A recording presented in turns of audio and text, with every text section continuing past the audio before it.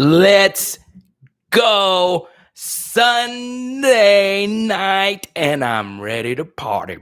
Let's go. Let's go. Let's go. Let's go. We might even do a fantasy draft a little later tonight, guys. This is going to be a fun live stream once again on a Sunday instead of a Saturday. I, in fact, was in Baton Rouge this weekend, getting to see some family for the first time in a while. So I really do appreciate you guys hanging out with us on a Sunday night.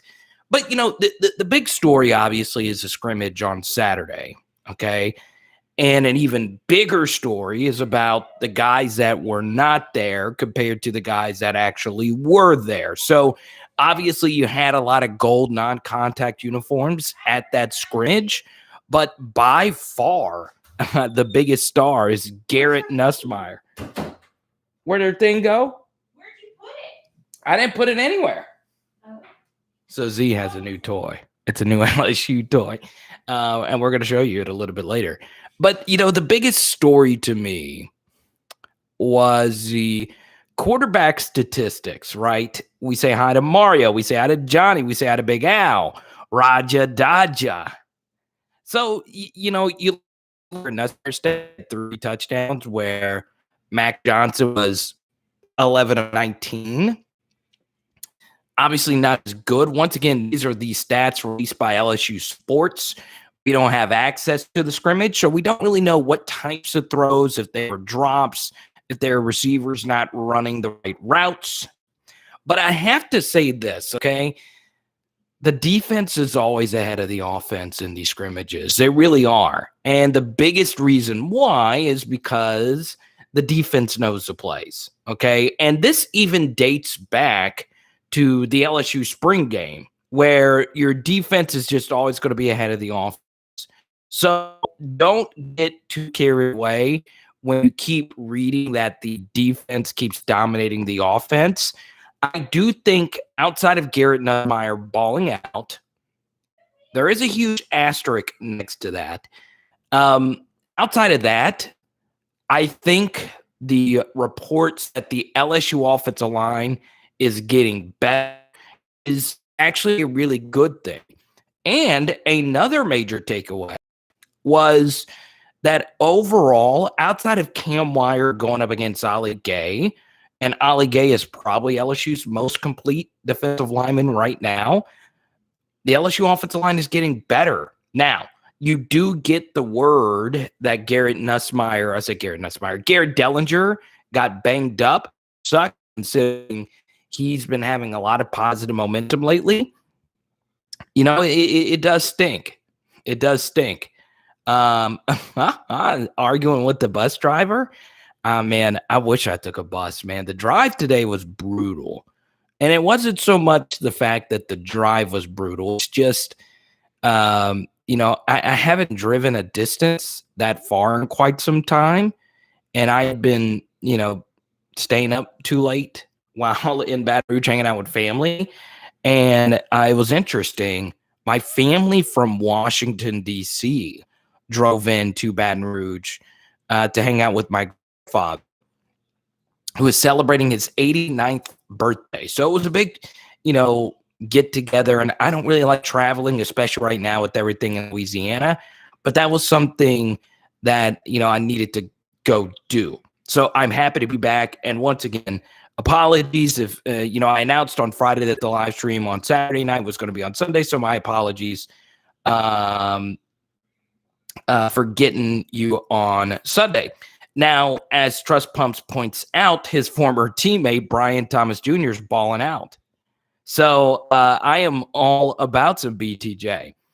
And this leads into our next point right here that Noel brings up.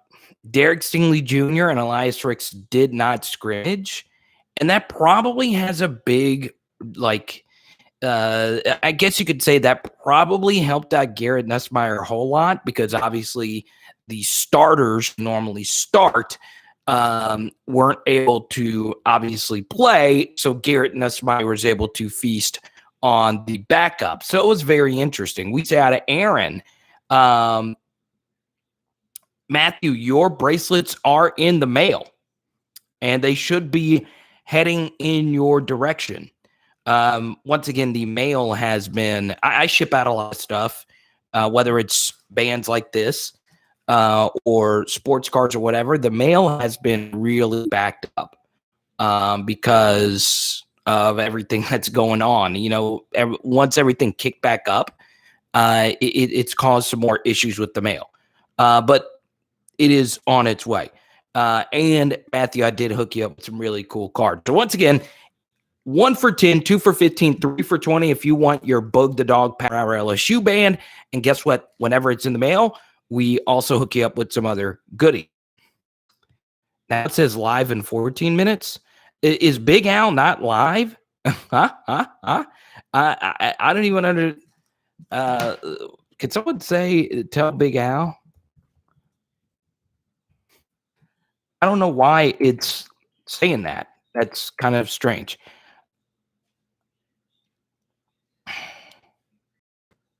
Oh, really? Trust, that's pretty cool that you got to see that. Aaron, thank you for the first super chat of the night. And Aaron, you get to pick the next topic, man. It is all yours.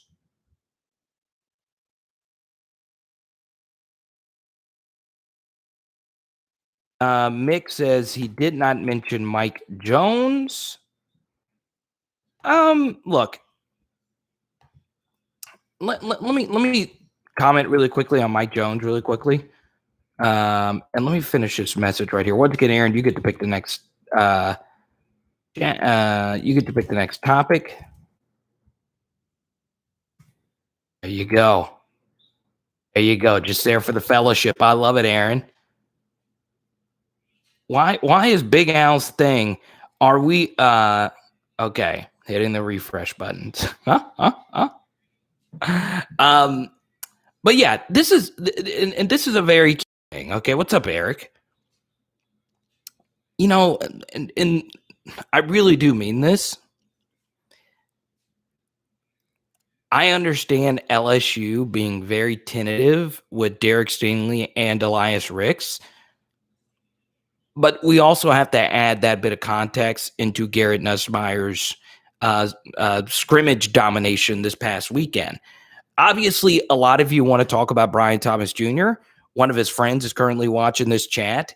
And, as I said a few months ago about Brian Thomas Jr., he was the safest bet out of any of the wide receivers to be a successful wide receiver because he was a Louisiana top 100 wide receiver, him and Chris Hilton. And I still think Chris Hilton's going to be great. But Brian Thomas Jr. does give LSU something deep. And to go along with what Trust said, the one thing that Brian Thomas Jr. can do, if you have Brian Thomas Jr., Jaray Jenkins on the field together, both of those guys have proven to stretch the field. And what you can do with that is you put Kayshawn a little bit more in the slot, right? If Brian Thomas Jr. gives you really good X potential, we know Jaray stretch the field and open things up over the middle. We've done plenty of film studies on him doing that exact thing. You better watch out for Kayshawn in the slot where, he could have a future there. Remember, Justin Jefferson was just a killer in the slot, and he was a killer everywhere. So we'll see. It's a big BTJ channel here. I guess Trust is the president of the BTJ fan club. Eric is still the president of the Garrett Nussmeier fan. No, you're the VP. Eric is the VP of the Garrett Nussmeier fan club. How about that? Let me but yeah, I understand Aaron didn't want to ask a question. Let me float this out here, okay? Because this was one of the headlines here was, well, first let me do this. Okay. Whenever I do a video where, I have a really strong opinion and it goes against what, the mainstream is. I'm not saying like this was like an indie opinion. A lot of you feel this way, but when I released the video on Friday about Derek Stingley Jr. playing offense, I cannot say this enough. And I do want to open now. How many of you actually believe LSU should pack up the idea right now of Derek Stingley Jr. playing offense? How many of you believe that LSU should just give up on that idea right now? Matthew, I read it on 247, and they're really locked in. I also heard, I read something in a Twitter group that I'm in. Once again, I can't say the extent of the injury, but I can safely say that something probably happened. Obviously, that's not a good thing because they were starting to count on him to play next season, but also it's necessarily the absolute worst thing for his development because him playing a lot as a true freshman on day one is not always the healthiest thing for a player.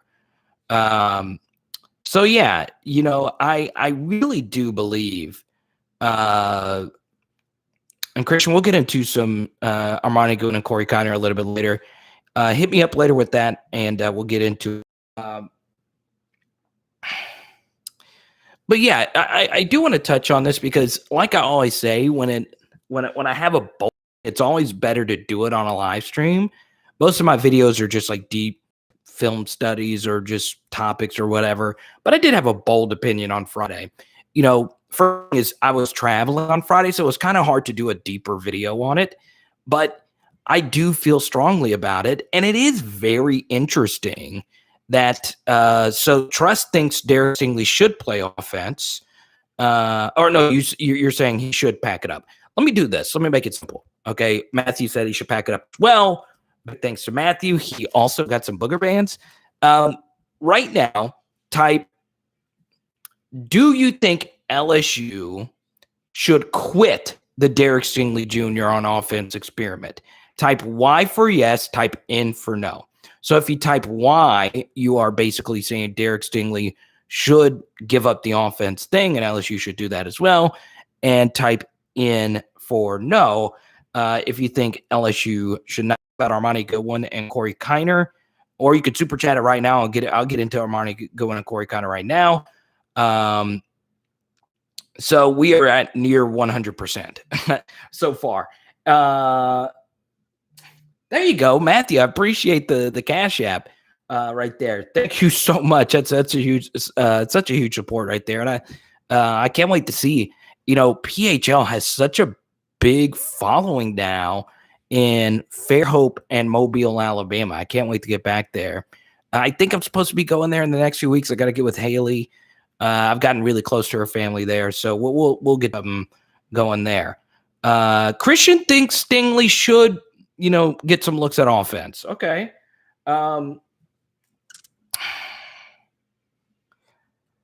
Let's see. So the Dream Team says Derek is way better on offense, and he played against him. So, yeah, let me. Obviously, that might be the case, but I'll tell you this, okay? Derek Stingley might very well be better on offense than he is on defense, okay? However, there is a significant drop-off from elite corners to just regular guys. I think you can survive with non-elite wide receivers. I've always thought that. But when you have an elite corner who is so unbelievably good at that thing, I do think there is a significant drop-off. Now, there is something very interesting as well, though, because LSU does have Dwight McGlothern, who would probably be starting at 11 or 12 of the other SEC programs right now, especially now that Florida, their number 2 corner, got hurt. He would be starting in a lot of different spots right now. But even then, there is a significant drop-off between Derek Stingley and Dwight McGlothern. And, I just think it's not worth it. I really don't. And even if he was healthy, I kind of felt was unnecessary. And let me and Bruce makes a good point. What if Derek Stingley Jr. is making a run for the Heisman? Do we throw him out there and give him the opportunity? If it gets to that point, draw up a few trick plays. Let's say, later in the year, you're playing Arkansas, you want to give him a few extra Heisman vote opportunities. Yeah, you deserve to give him that opportunity. That's if LSU is undefeated and if Derek Stingley is having, a Patrick Peterson type of campaign. But even then, in 2010, Patrick Peterson, who actually did play offense in the NFL, and he was decent at it in the NFL, Patrick Peterson was the prime candidate to play both ways in 2010. And LSU's wide receiver room that year wasn't as deep as they are now. They didn't even play them both ways. And I also think, guys, this is very interesting. It was fascinating that this story broke. And Shea Dixon tweeted out this quote. I don't know what the interview was actually from, but Tre'Davious White revealed this week that LSU started him out on offense. And after 1 week, he switched to defense because Jarvis and Odell was in the same wide receiver room. So it was very interesting. And Tre'Davious White, by focusing in on defense and punt returning, just kept getting better and better and better. And now he's a top 5 corner in the NFL. So, yeah, I mean, I just think it's, I'm just trying to see what the point is of playing him on offense right now. But yeah, I just don't see it. I don't see the benefit. And also thing at all of this is his health. So now that Ed Orgeron has revealed that Derek Stingley Jr. is going to be out for a little bit longer than initially expected, health is wealth. So now he's going to be missing these practices. And then if he comes back and you still try him on offense, that's 1 week closer to the start of the season when install's happening. So we'll see. I think most of you, and Brian actually said it the best here. I wish he was, but he isn't. I agree. I wish he could play defense, but I'd rather it not happen.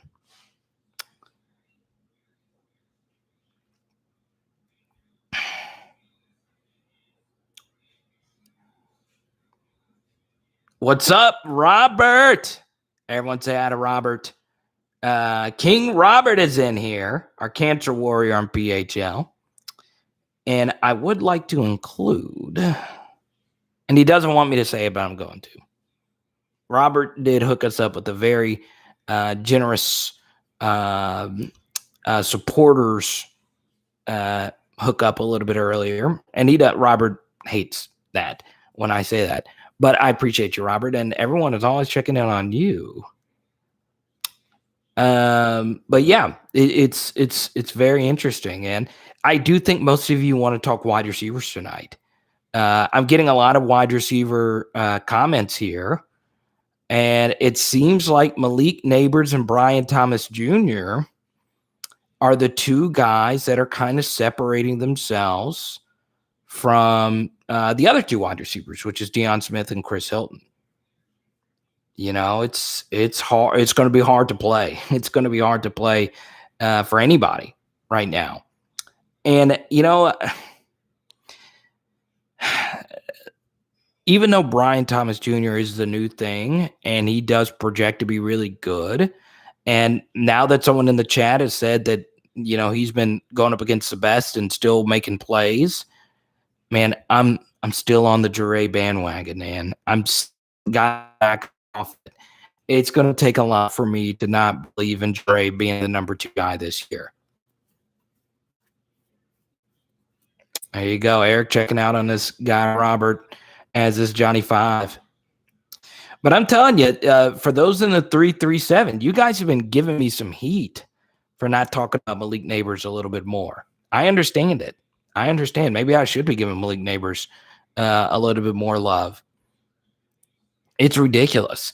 And also, Malik Neighbors is kind of going through the Jamar Chase thing right now. He didn't even get to play football last season.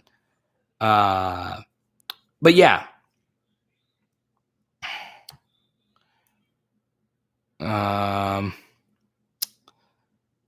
Everyone wants to talk some Mike Jones. Yeah, look. Is Mike Jones a guy that's just going to pick up everything from day one? No. He's playing a new position as well. I still think he's really good. I really do. And I enjoyed watching him play from the Clemson years. So there you go. Once again, just want to throw this out there. If you have not gotten your Power Hour LSU shirt, you need to do so right now to get ready for the season. Right now, I'm wearing a listener shirt, so you guys send me stuff. If you want to send me stuff, you can always email me. And yeah, got to shout out Tony. He's not in here right now. I'm wearing his shirt. I thought Tony was going to be in here tonight, so I decided to wear this shirt instead of my PHL shirt to show Tony some love. But Tony's not in here. My Tennessee Tigers aren't in here tonight. Ahmad, where do you play? I'm interested, man. Are you a baller, Ahmad? I agree with you, Matthew. It's such a huge drop off, man. It's just it's simple. When you have an elite corner, it just opens up so many different things for you defensively. So Robert wants to talk some running backs. I know I've gotten a few questions about this. Christian, I know you wanted to get into some Armani Goodwin and Corey Kiner discussion. I'm trying to remember, Christian. I know you were a big fan of one of them. You sent me a message or a super chat actually a few months ago, about one of the running backs. No, this is what you super chatted me a few months ago, Christian. How badly you want the running backs to be able to catch out of the backfield next year. It is very interesting, and Ahmad, are you going to LSU? Let us know.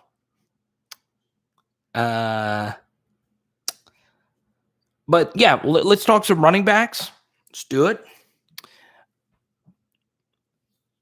Let me ask this question. Okay. How much let me rephrase this question, because we do spend a lot of time and we do throw the John Emery and TDP question out there a lot. Okay. Let me see. I'm trying to rephrase it to make it a little more creative. Let's just do basic. Let's do a basic Embry question. And this, yeah, Christian. Okay, I remember you super chatting, and thank you for the support, man. I appreciate you. What's up, Creek? Robert, you've been on the young guys for a little bit, and you've been pumping them up. Let me do this. Has your opinion on the running back room changed in the last month? Right? Do you feel? Let me put it this way.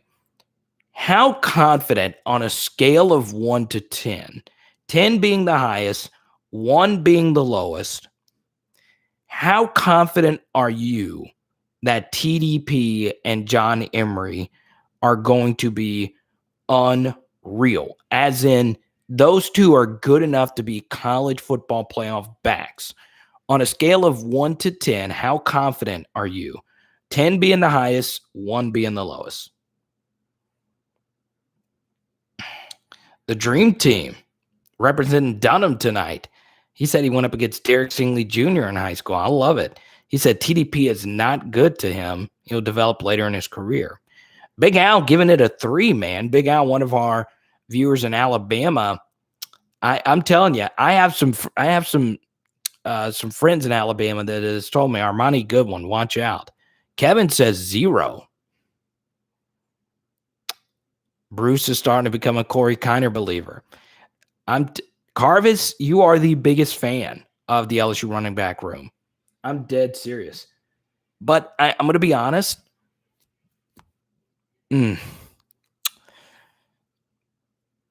Yeah, there's a lot of Corey Kiner fans in here.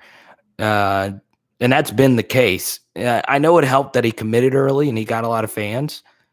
But a lot of you watched that 7 touchdown game he had last year. And once again, his competition in that game was, not going to lie, it was bad. But when you score 7 TDs in a game, you got to be really good. But Carvis has stuck by it. I got to say this. Carvis has planted a flag into the moon here with this take. The way that Neil Armstrong and everyone, whenever they, Buzz Aldrin, whenever they planted that flag in the moon, that is how freaking diehard Carvis is about this opinion that TDP and Emory are really going to be good this year. But I'm not going to lie, guys. I love me some Corey Kiner. I really do. Okay. Now, I do believe on my PHL account, Corey Kiner did follow me, which is really cool, even though I'm not really that active. So, Corey, if you're watching this and you support, you're the man. If you want to hop on Corey Kiner, let me know. I think Corey Kiner's story is amazing. You know, the last Mr. Football from Ohio that came to LSU was Joe Burrow. I mean, Corey Kiner looks really good. Wearing number 21. Okay, that's pretty interesting. And number 22 is Corey Kiner, who's just been Armani Goodwin. Man, he's good. I'm not gonna lie, he's really good. The more I watch him, the more I'm impressed with what he was able to do. Now, you know, Kiner doesn't have the medical history. His medical history is a little cleaner than Armani Goodwin, who had an ACL tear, I believe, 2 years ago. But the thing that really impresses me, okay, so whenever you look at high school film, the one thing you want to do is put as much context into every little bit of high school film. Thank you, Creek. Thank you, Johnny. Please hit the like button. Thank you so much for your very nice super chats there. But this is what I like about Armani Goodwin. When I watch him, so much of his success came from getting a handoff out of shotgun. That is such a tough skill because when you receive a handoff out of shotgun, it's simple physics. It's different than receiving the football out of the eye or out of the pistol, where you're getting the football while you're running downhill. It's a little bit different. And Armani Goodwin gets north and south really quickly, while at the same time having some good wiggle. A good comparison, I do think, like Corey Kiner does remind me of Clyde Edwards-Helaire. I think Armani Goodwin reminds me of a smaller Najee Harris. Now, I don't think his ceiling is that high, but he's good. I mean, he's really good. So yeah, you know, I'm an Armani Goodwin guy. I'm big. Thank you, Christian. I appreciate it, man. And you actually super chatted this a few months ago, and you doing it again lets me know that you really do believe in what you're saying here. I've dropped out for a second, but as far as running backs, we need to find our next Clyde, whoever that may be out of the group, must be able to catch out of the backfield. And you know, that's key. You know, protecting as well. You know, I did a piece about a month ago on John Emery blowing some really bad pass protection assignments, but then I did another one where John Emery had one of the most impressive pass protection pickups I've ever seen. The truth, though, is you've got to be more consistent. It weighs on you as a football team when you can't trust your running back in protection, or you can't trust your running backs catching the football out of the backfield. And when that happens, you know, it really handcuffs what you're able to do. And then Graylin also brings up a good point as well. Once again, Johnny and Creek, if you want to pick a topic, let me know. Anything LSU football related, you guys get to pick your questions. You did super chat, and once again, hit the like button. There's 70 of you watching, and only 32 likes. Are you kidding me? But yeah, Christian, that's so important. That is so important that you bring that up.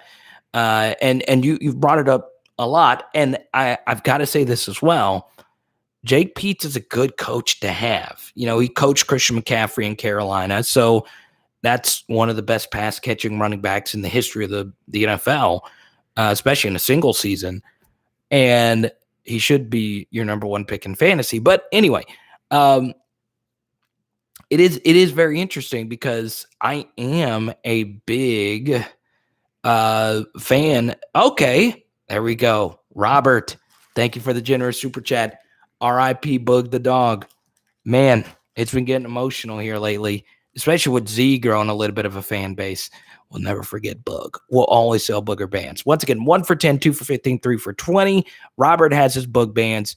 You need to get yours as well.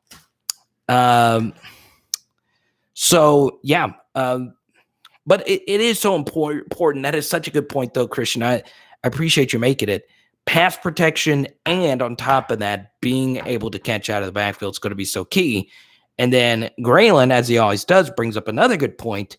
And this is one I always have to remind myself as well. Analytical studies at the NFL level, once again, at the NFL level, there hasn't really been one in college, but the holes that are opened by the offensive line is more important than the running back themselves. And the LSU offensive line last season just could not generate any type of holes in the running game. And their blitz pickup was bad. And they committed some very bad penalties. And even when blitz pickup wasn't good, they struggled blocking 3 or 4 as well. So in other words, they were just bad in every aspect, and their backups were not too great either. So that's going to be very important, right? Because that same offensive line is mostly returning next season. Jason Hines is going through an injury right now. We'll see. Apparently Cam Wire struggled going up against Ali Gay. Ali Gay's probably the best defensive end he'll face this year. He'll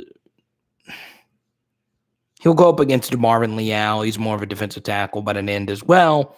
He'll also go up against Will Anderson of Alabama, but still, Ali Gay's really good. But Cam Wire's got to be better. And I think he will. This is a Cam Wire stand channel. He's getting his opportunity. Dare Rosenthal let the team down in a really bad way. Hopefully Cam Wire fills that hole. Let's see. How did the walk-ons do? That's a good question, Robert. So apparently Evan Francione, a deep cut wide receiver, he's a walk-on at LSU.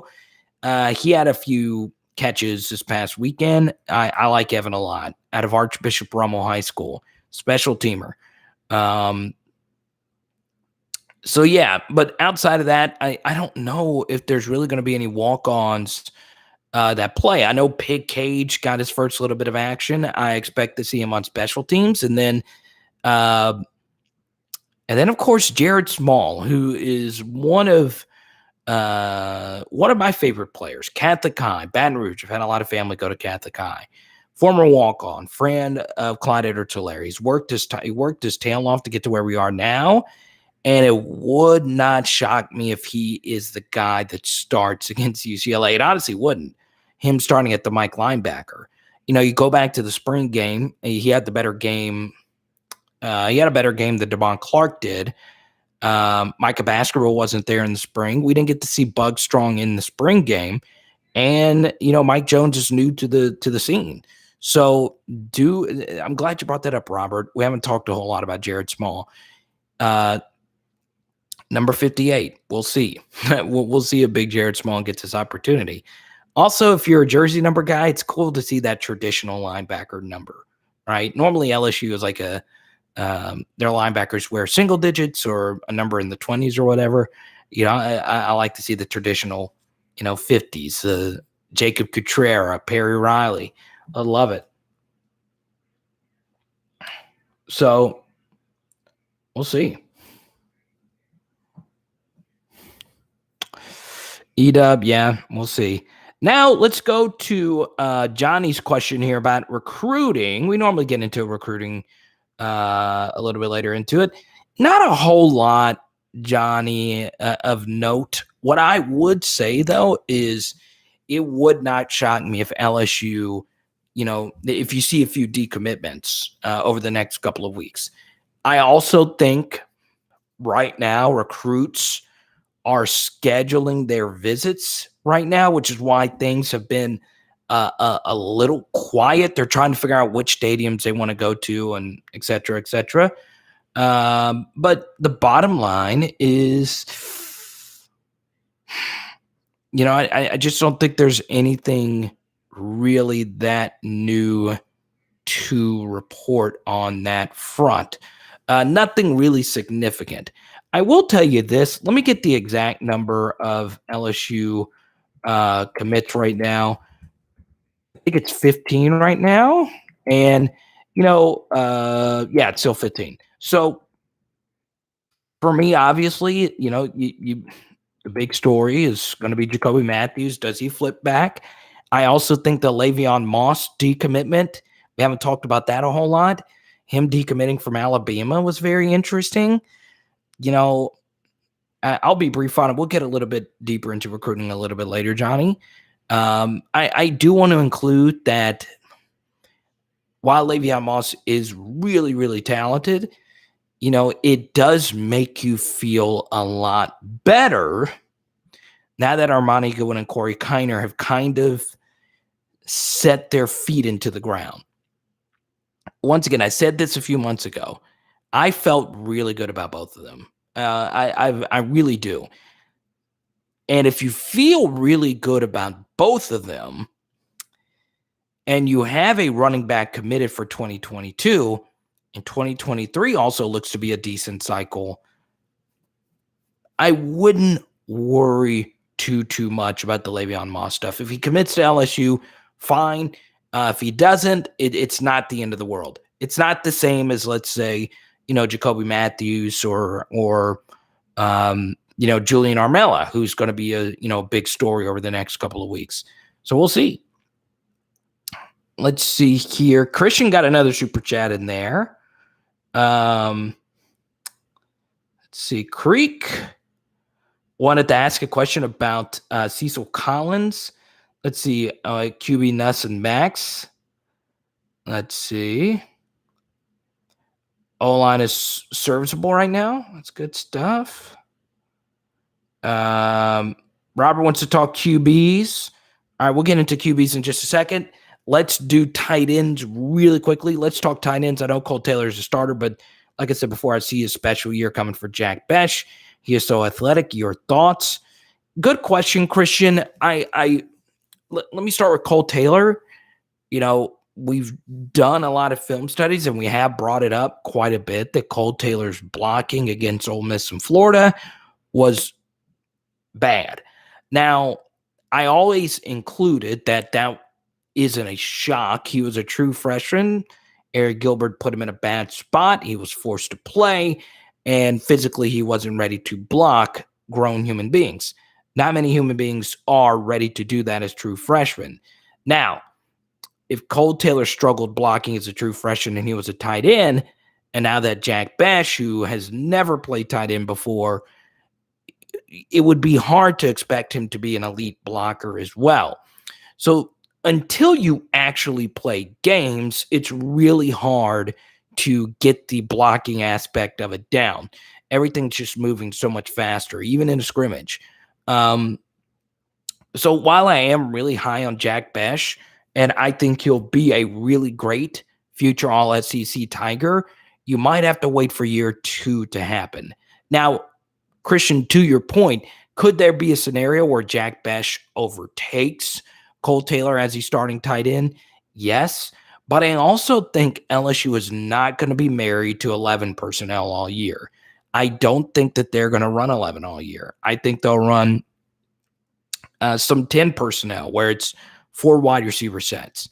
and one running back. I also think LSU will do some 12 personnel where they have two tight ends on the field, Cole and Besh, at the same time. And I could see a scenario where LSU goes 5 wide. I really do. I think you could see that with actual 5 wide receivers on the field. So, yeah, I'm a big Jack Besh guy. I really do believe in what he can bring for you at tight end if that transition works. And, he looked fine in a 3-point stance in practice the other day. We'll see how things go here.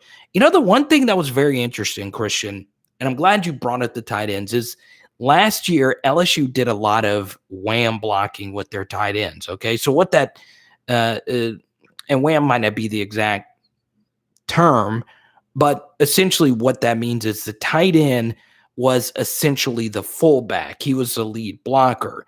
So if you go back and watch tape, there'd be a lot of times Eric Gilbert was the lead blocker coming through the B gap, and he would essentially be pulling. That is an extremely difficult block to make, and Eric Gilbert got better with it as the season moved on. If Jack Besh can accomplish that block, that is really going to screw with a lot of teams. So that's going to be interesting, and that's if Jake Peetz decides to run that type of play. So we'll see. But now we'll talk some quarterbacks. And look, I'm going to be brief on Eric Gilbert. I shouldn't even have brought up his name. And I did get a few comments about, are you going to do another Eric Gilbert video? Not going to lie, when I did my last one, where the thumbnail was just the word over, that was legit it. Now, I don't mind talking about him. He has popped up in some of our film studies. But we're all in a good mood. We're all focused in on the guys that we have now. And obviously what's happening right now with Eric Gilbert is really sad. Okay, whatever it is, I wish him nothing but the best. Okay, and that's all I'll say on it. Once again, I hated it that, I really liked him coming into LSU because he was probably the most unique recruit LSU has ever had. And, it just, whatever happened. 35 catches was a lot of catches last year, and that was, Eric Gilbert as a true freshman. I'm not going to get into speculation of what's actually happening. A lot of you have sent me personal emails with some information. I've gotten some other information for some other people. It's just something that, I don't focus too much on because he's not in our locker room. I like to focus on the guys that we have now. It's part of the reason why, recruiting gets kind of weird for me. I like focusing on the guys that are putting in the work and fighting for, LSU right now. But I do wish him nothing but the best. And I hope his surroundings and his supporting cast is really there with him right now. And that's all I'll say about it. That's right, Bruce. We should bring back the Eric Gilbert drinking game.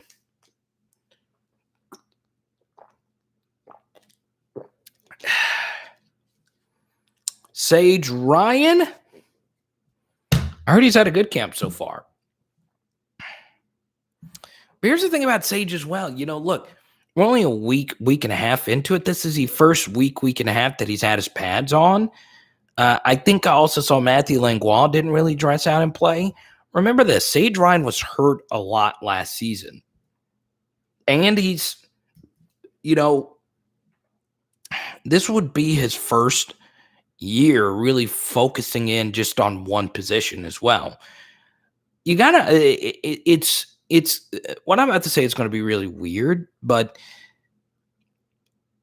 the actual games that you play in football are so different than what you actually do when you're a recruit, right? So, when you're a basketball recruit, more often than not, people are scouting you when you play 5-on-5, which is essentially what you're doing in games.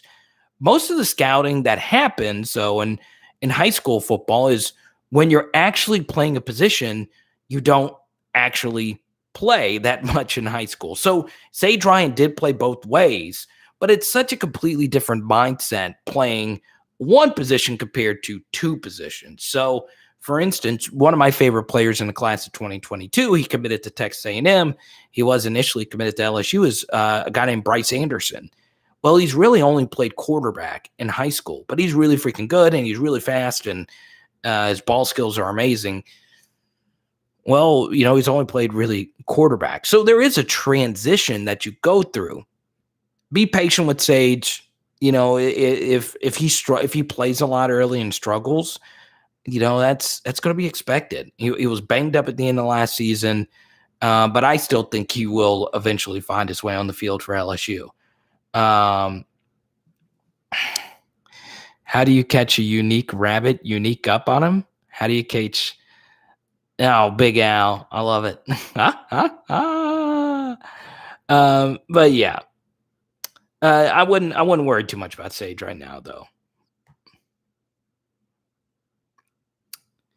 Let's see. Robert wanted to talk some QBs. We haven't really talked about Max and Nuss. We started talking about him. So we'll get back into it now. If you're just joining us, there's 85. I love it. First thing I'll say about the quarterbacks. Okay. So Nuss had the better scrimmage this past weekend. He was also going up against backups of backups. And he was Max Johnson apparently was under a lot of pressure. This is normal. LSU's defensive line, I think, is starting to feel the heat that they're going to have to carry LSU a little bit, especially in these first couple of weeks. So we'll see. We'll see what happens. Do I think it's in the back of the mind of Max Johnson that he really needs to make sure that he doesn't get injured? I'm not so sure. I think one of you asked that to me privately. Do you think LSU's thin quarterback room will affect the play calling and all of that? Maybe, subjectively, maybe. I don't think too much of that. Also, we have done a lot of Max Johnson film studies lately, which is why I'm not talking a whole lot about him tonight.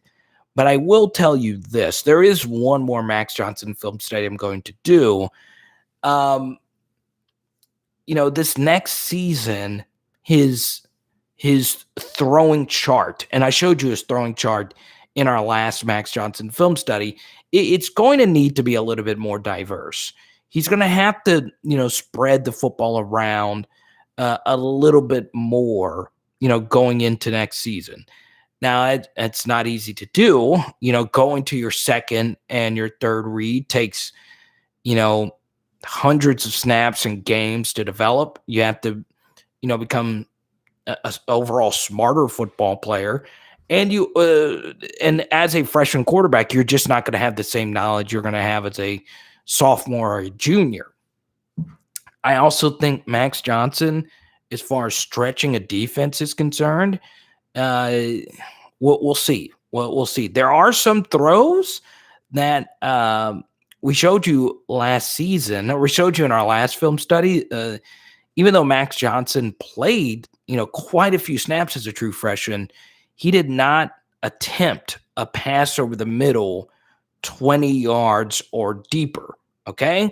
Now think about all these college football coaches that have access to way more information than I do. They're going to give them deep middle, and we don't want defenses just to be able to run too deep against us because, our quarterback doesn't want to attack the middle of the field. So that's going to be a big thing for Max taking this next step. And I think he will eventually get better. One of his better throws was against Ole Miss to Cole Taylor early in that game.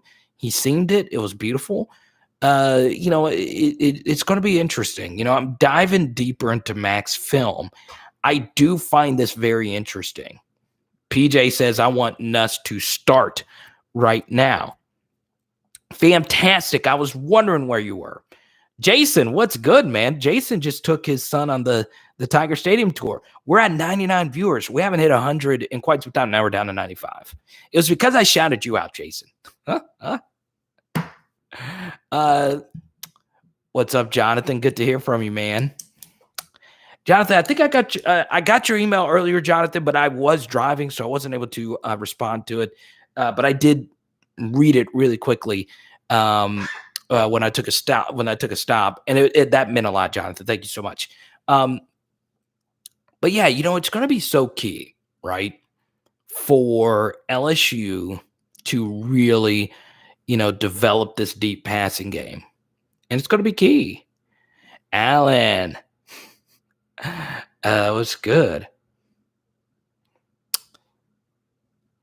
Jason, there you are. Appreciate it, man. Jason, your super chat, you can ask whatever question you want, Jason. If you want me to talk more about Max, I will happily do that. I did also find this interesting. So there's a really good sharp, and Brody Miller tweeted him out earlier. His name is Colin, and he works for the Action Network, and I've been following Colin for a while. It's interesting. One of his best bets, or not one of his best bets, but he did choose the under 8.5 for LSU's wins this year. And ESPN SP Plus has LSU ranked number 26 right now, which is pretty crazy, right? It's wild to see that. I think one thing that's changed. So once again, thank you, Robert. Are you kidding me? One thing that I find really fascinating, guys, and I think you'll like this as well. All right, and what I'm about to say is going to require just a little bit, and I really do mean this, just a little bit of logic, okay? And this is going to be like a deep thought that might not make sense, but it makes sense to me because I'm crazy. But hear me out. I think something's happened in the SEC. Actually, I'll get back to this in a second. Let's go. I'll answer Robert's question first before I get into the safeties, Jason, because it is a little bit quicker. Robert says, besides Max and Nuss, who is the next QB in the lineup? So there are two walk-on quarterbacks. You have number 19, Matt O'Dowd out of Florida. And then you also have Tavion Falk, who is also a walk-on. He wears number 12. So the next best QB in the lineup is John Trey Kirkland. Honestly, I wouldn't want to put a walk-on quarterback freshman on the field. I haven't watched a lick of the other two, right? So full disclosure, I need to go watch their film, and I need to get more context on those two before I say that. But man, a walk-on freshman quarterback, that is just a disaster. I would feel more comfortable if either one of them were in the game, if they were behind a really good offensive line. But I would prefer to just put John Trey or Kayshawn or someone there and just let them run around. Honestly, I think that would be, interesting to say the least. I know John Trey played quarterback in high school. Or what LSU could do, and this would be a deep move, they could pull a Quinn Ewers and see if they can graduate Walker Howard a year early and get him out there. But once again, we are so close to the start of the season to do something like that. But I am not sure if all parties involved there would say no. Now, before I continue, I do think Walker Howard needs to play another year of high school football because unlike Quinn Ewers, Walker Howard only has 1 year of starters experience. I'd rather him get those snaps in a game setting before jumping up to the Division I level and likely sitting the bench all this next season. But it would be nice to have him on the roster as an emergency third string. And it would not be bad to have him be your third string. But yeah, you never know. Michael, this kind of Brad Davis, we'll get to Brad Davis in a second. We go to Jason here. Talk safeties where Todd Harris needs to be with Burns coming up strong. Burns could be a big-time player as well as Tolles. Good question, Jason. So let's talk a little bit about Todd Harris. Thank you so much, Jason, for the super chat. Jason, let me know what you think. Okay. Jay Ward seems to be the guy that is pretty comfortable with the starter spot. It seems like it's a pretty near certainty that he's going to start. Oh, who should be the starting safety next to Jay Ward? Okay. Should it be Todd Harris? Type TH if you think it's Todd Harris. Type MB if you think it's Major Burns. Or you can say someone else. Do you think it should be Jordan Tolles? Do you think it should be Cam Lewis? Do you think it should be someone else?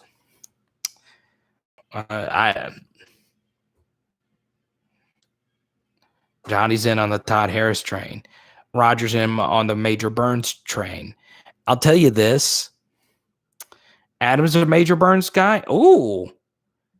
So a lot of people here are saying Major Burns, even though we have yet to see him play a Division I snap as a starting safety. Todd Harris getting stiff-armed to the ground by freshman running backs. Yeah. Look. You can't necessarily have it both ways. If we all think that the freshman running backs are really that good, freshman running backs are going to stiff-arm you every now and then, okay? Good example of this. So LSU blew the brakes off Arkansas in 2016. None of us remember in that game where on two separate occasions, Jamal Adams got buried into the earth's core by Arkansas's running backs. As a safety, you're going to get caught from time to time, especially Armani Goon and Corey Kiner. Both of them are really good. I'm pretty safe to say that one of them will be an All-SEC player at LSU. Now, so I wouldn't get too carried away with that one clip. I do think Todd Harris ended the season strong. I thought his Florida game was overall really good.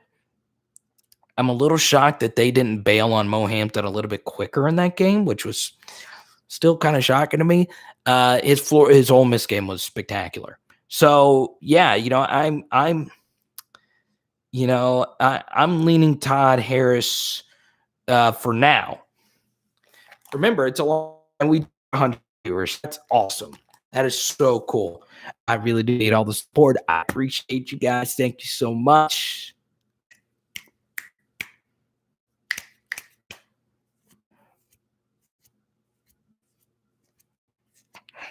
So don't get too carried away with one stiff arm. Okay. And Later, we're going to go ahead and come on in. we're gonna come on in. All right, everybody.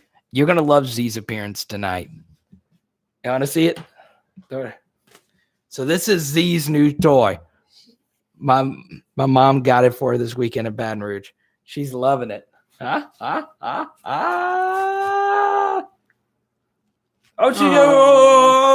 You shuggy.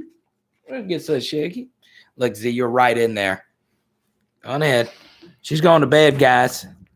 I got to wash my face. But get him, mamas. Say hi to you, booger. How cool is this right here? If you go to my Instagram, you can see her TikTok. It's so good. Hey, everybody. All right, everyone, say bye to Z. She's ready to go to bed. Later. Go ahead. Get him, mamas. There you go. The toy is bigger than Z. It is. But let me tell you something. She hauls it down the hall. So we got a bunch of new viewers in here tonight. Once again, Z is our new dog, R.I.P. Bug. My booger. If you want a bug ban, 1 for 10, 2 for 15, 3 for 20, and we'll mail it to you. And, oh yeah, I didn't tell you, our 3 for 20 special tonight is none other than Lyle Collins. Okay, so She says you're blocking her view. If you get 3 for 20, guess what? You're getting this card plus a few extra LSU bonuses. Also, on top of that, shout out to Matthew in Fairhope, Alabama. He's got his cards in the mail. Fair hope. Kiner just looks so crisp and clean. He does. So fresh and so clean. Ain't nobody. Ooh, Robert issued a challenge. Yeah, Z wears number 18. That'll be the next thing right there. So yeah, I'm all in on the Major Burns hype. I will say this: if Major Burns does turn out to be great, come on, Z baby. Night, Z. She's holding it by herself. She's holding it by herself. Huh? Yeah, Z would make it. Kevin, I'm not opposed to putting Dwight McGlothern at safety and just seeing what happens. I do think, though, that there's a lot of value in having a really good backup corner like that. Michael. I'm your Huckleberry.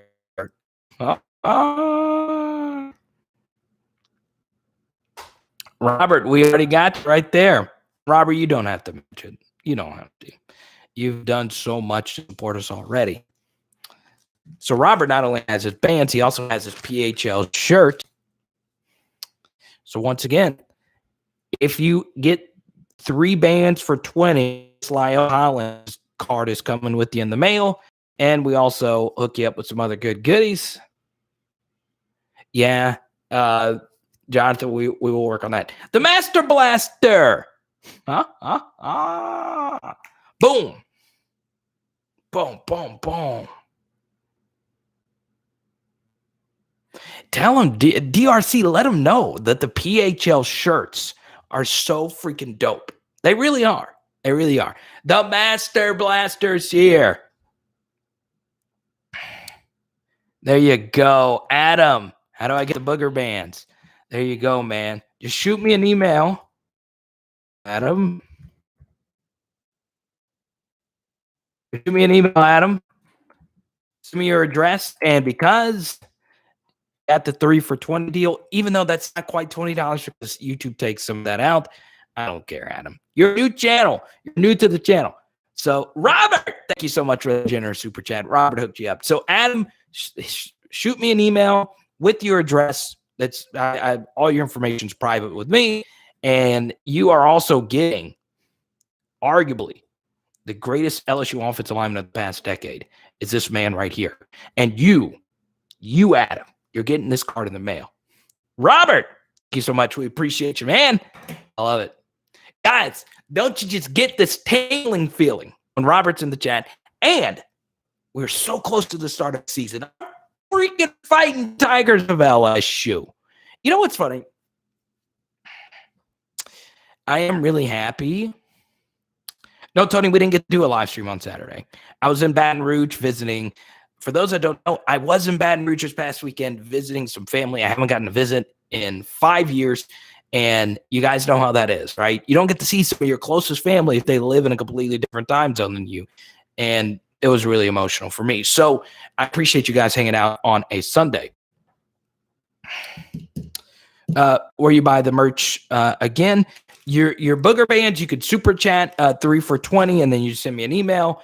This is the best way to support because people see in your shirt and whenever you click that link right there, short tail, and you get your shirt, guess what happens?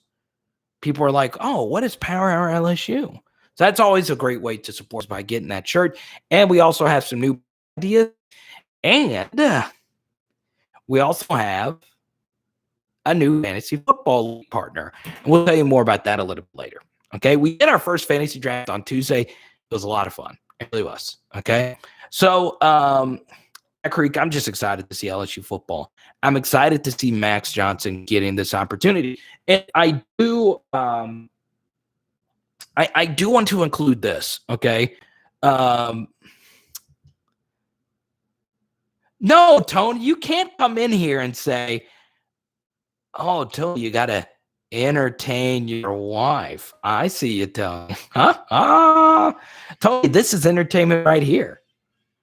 Like Johnny 5 watches with this lovely girlfriend. Okay.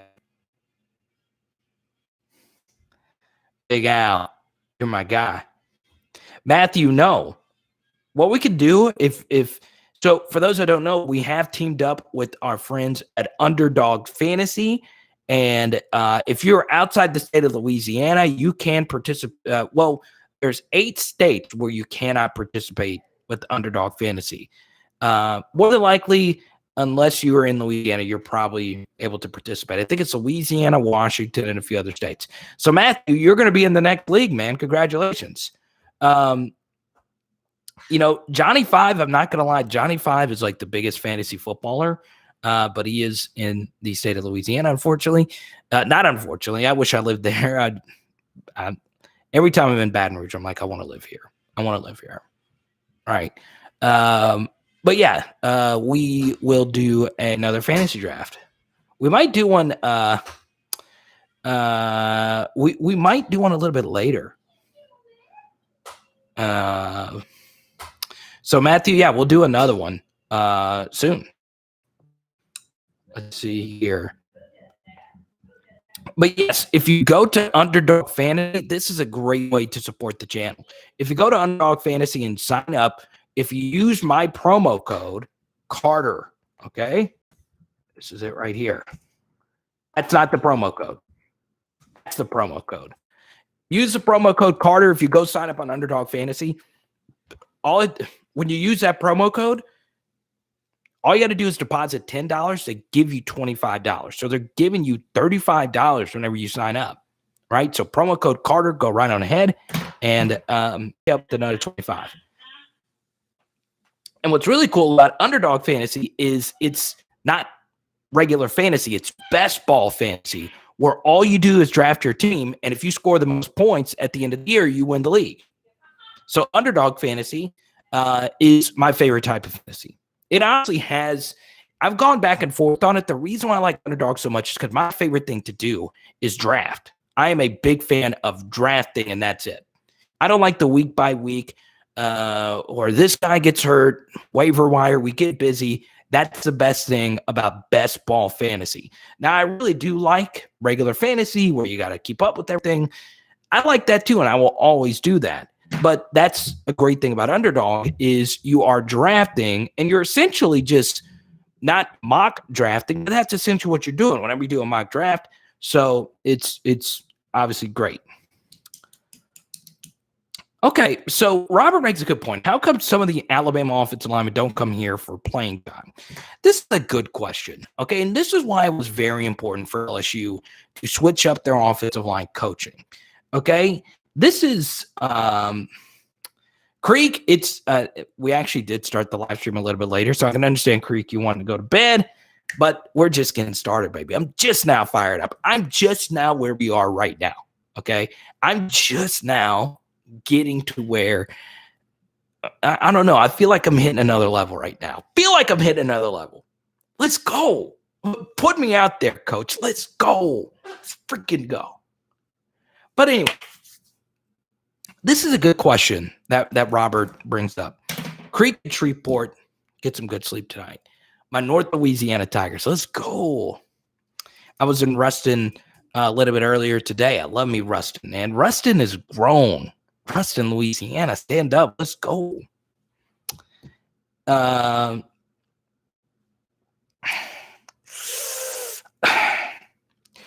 Here's why. Okay, so when you really think about it, okay, think about LSU football and think about every position that LSU football has produced, okay?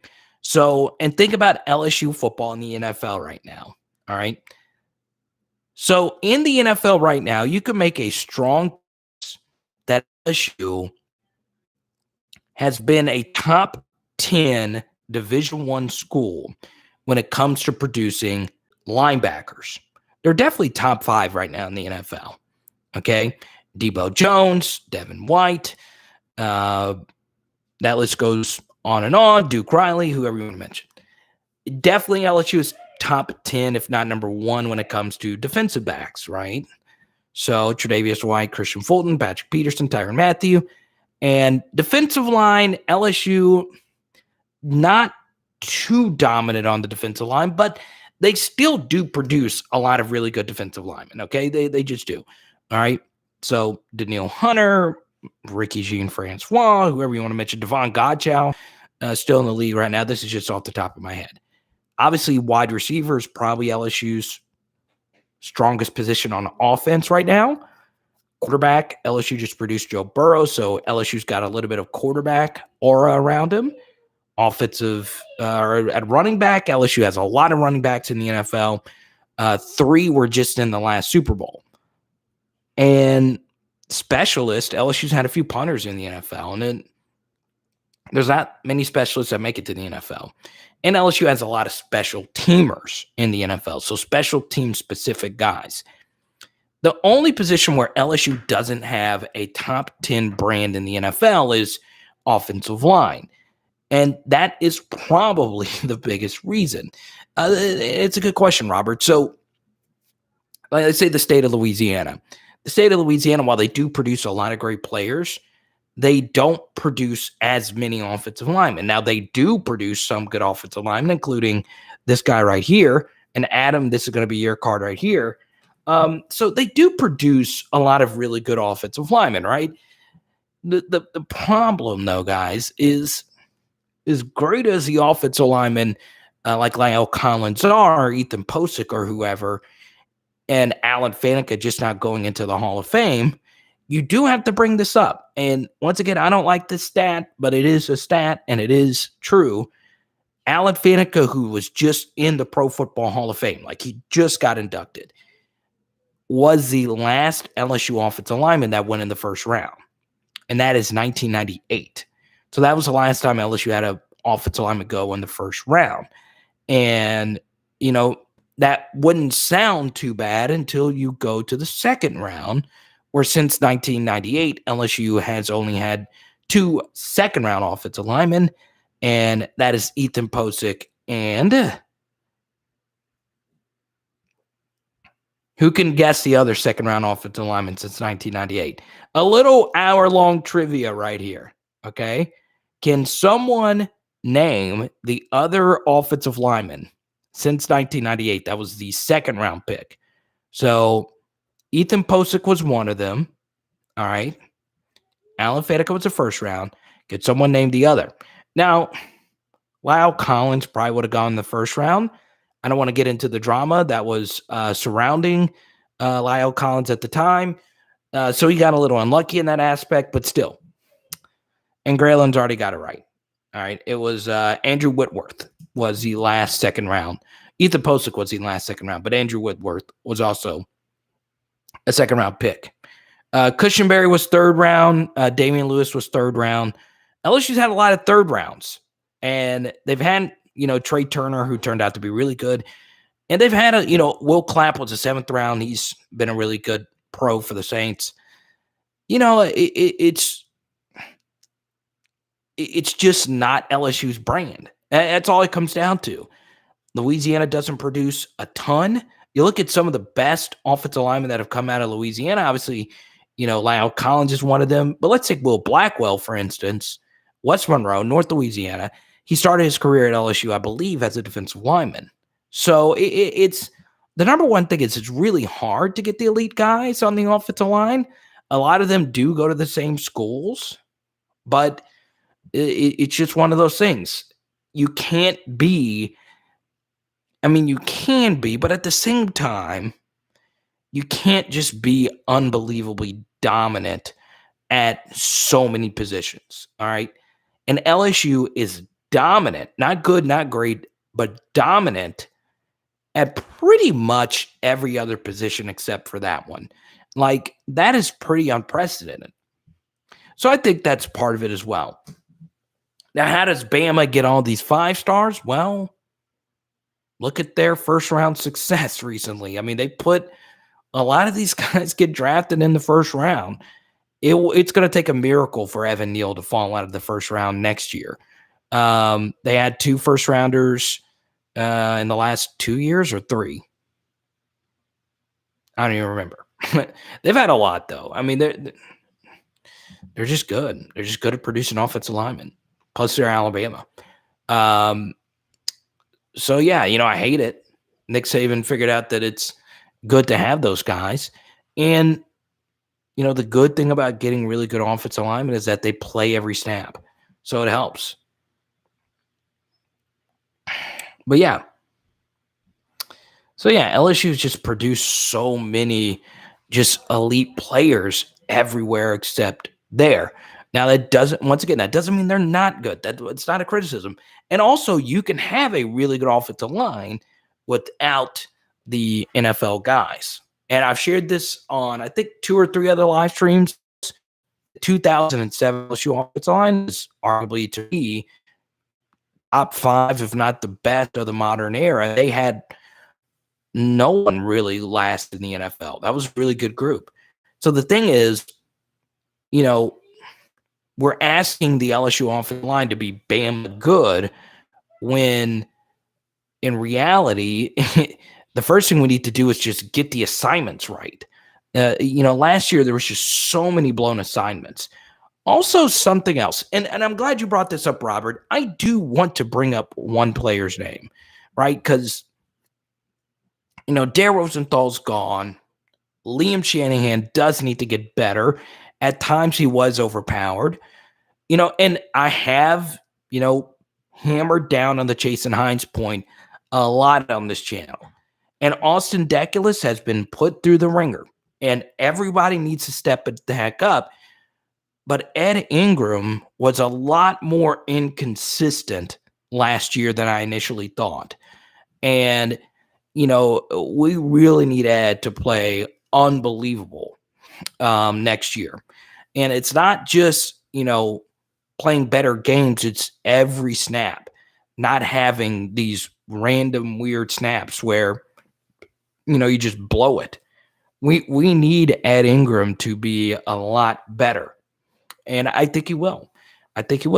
But yeah, I was a little shocked because, I remember watching Ed Ingram in the South Carolina game, and he was just unreal. Like, it was unbelievable. It's one of the best games you'll see a guard play at the college level. There just wasn't a whole lot of South Carolina games. So we'll see.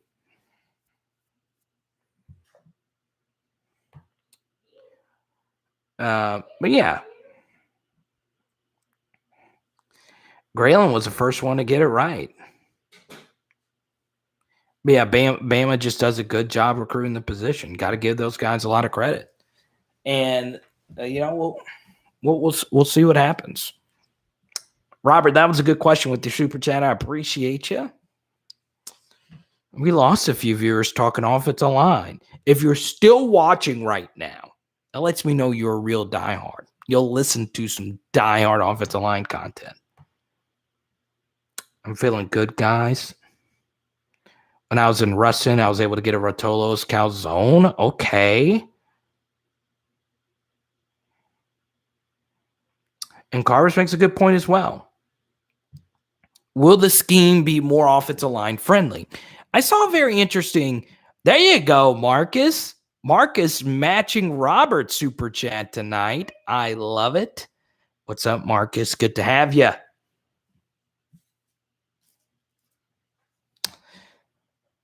Let's go to Graylin here. Thank you for your super chat, Marcus. Marcus? You really have missed a fun live chat tonight. We need more athletic offensive line for better pass pro. Because of this not having a Burrow type, we need to run it better and throw quicker to give these off balance. Comment, please. Graylin, my guy. I'm always going to respond to your comments, Graylin. You're the man. You are the man, Graylin. I got your comment, baby. Especially if you super chat, Graylin. Because you're supporting the channel, baby. Well, we welcome in Marcus. Welcome on in, Marcus. Good to see you. Marcus, you and I talked about this privately earlier this week about athletic offensive linemen and not having a Burrow type. Robert matching Robert. Robert matching Marcus. Thank you so much, Robert, again for your super chat. So, Graylin, that is a good question. It is a good question right there. Look, we need more athletic offensive linemen. I honestly think Garrett Dellinger fits that mold. But obviously his health is going to be interesting based on, these reports that Dellinger got banged up a little bit. But yeah, okay. I'm going to bring up this player's name, and I don't want this chat. So once again, we've already talked about that guy that transferred to Georgia who's going through some stuff. We already talked about him, and I wish him the best. But I don't want to get back into it. However, this does bring in the Cardell Thomas thing. Can LSU get something out of this someday? I don't know. I hope so. But it is interesting now. I saw a clip of no, Robert. Hey, no, Robert, it doesn't have to be the last one. You just do what you see fit. Haley and I were talking about you earlier, Robert, and she was like, "Oh, I really like it when Robert's in the chat." The only problem though is he does have access now to my Amazon account, and that is not great. She's been a little trigger happy lately. We'll put it that way. Well, oh my God. I think the only thing she's gotten was a shelf for the bathroom. So I think we're doing okay. But I appreciate you, Robert. I appreciate you too, Marcus. So Graylin, yes, athletic offensive linemen are going to be so key. And, Julian Armella, hopefully that happens. It was so interesting to see Julian Armella shoot all the way up to the number one offensive tackle in the country. Matthew, I love it, man.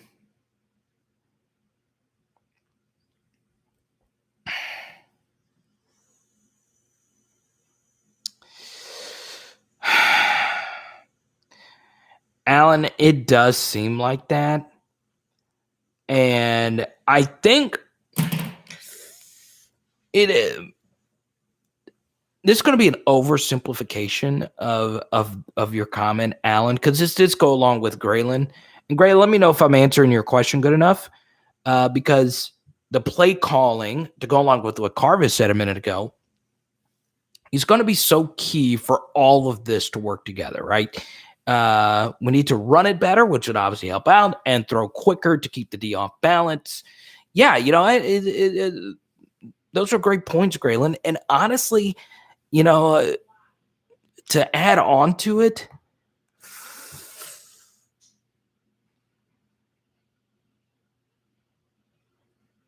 it does help that Max Johnson's your quarterback. It does help. It does help because he does open up holes in the running game with the zone read game, right?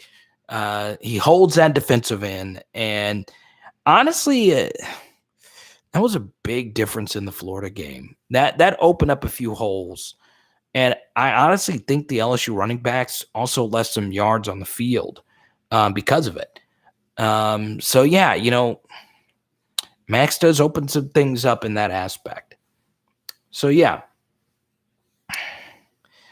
Jason, man, your comments have been really good tonight.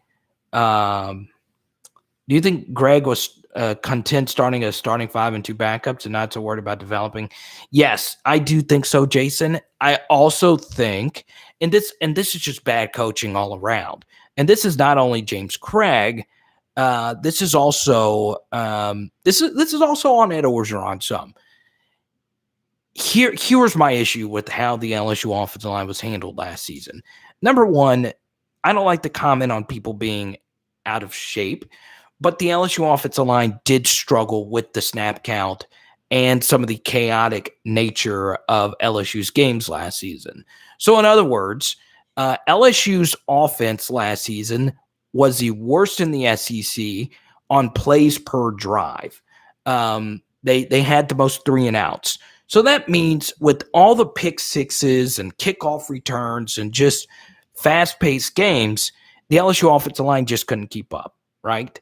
So while not having an offseason, they were horribly thick. Like they and really the backup group is what really concerned me.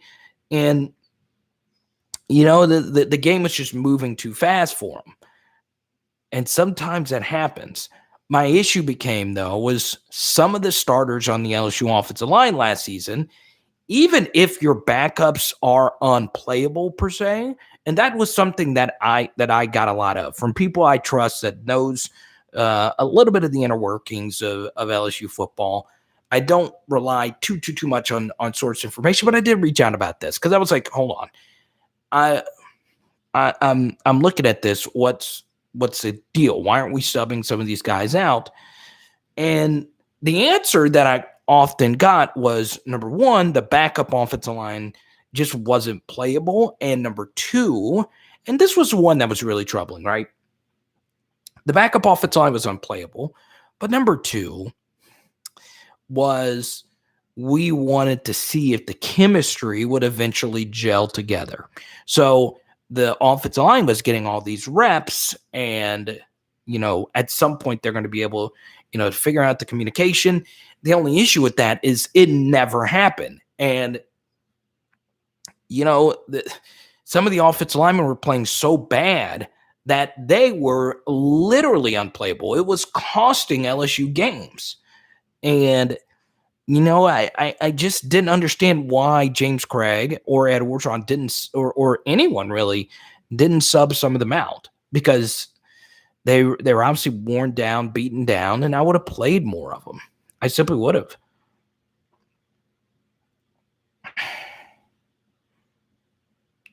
So, yeah, play calling's going to be big. Send them some shrimp. This is a great comment right here. Oh, man. Wait. Daniel says, send some boys some shrimp, po' boys, and LFG. Listen. I love it, man.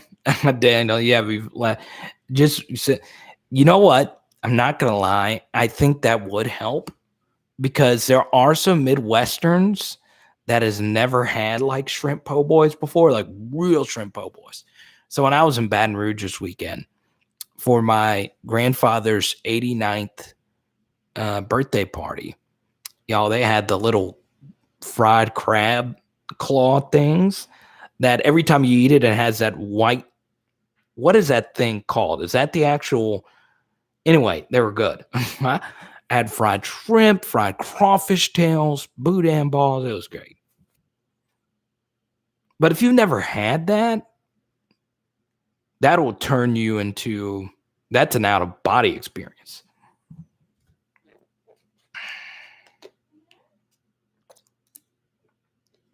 Yeah, Jason, Marcus Dumerville.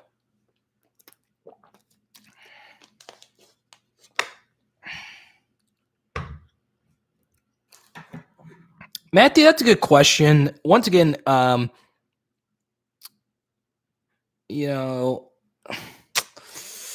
I thought of something I hadn't heard any deep dives on. Do you feel like there will be any acclimation growing pains for our two first-time play callers, slow start at UCLA, etc.? Matthew, you know what? I actually think it's the opposite. The fact that UCLA is going to have no film, or really just any inclination of how either one of them is going to run their offense or defense,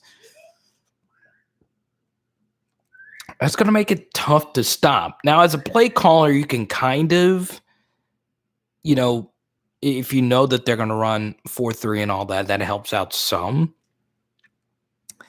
But also, and this is, Matthew, the key thing, and this is why the UCLA game, so like last year, we were all looking at the Mississippi State game as like the weirdest opener ever, right? Because of everything that happened, and there was no fans, and we had an opening game in Tiger Stadium after a national championship year. There was no one in the crowd. No, there were some, but really, the most interesting season opener, and LSU's had a lot of fun season openers, okay? So 2018, the Miami game, and then obviously the best season opener was 2011, right? The Oregon game and Jerry's World, and 2 top 5 teams, and both teams ended up making it to BCS Bowls, and it was great.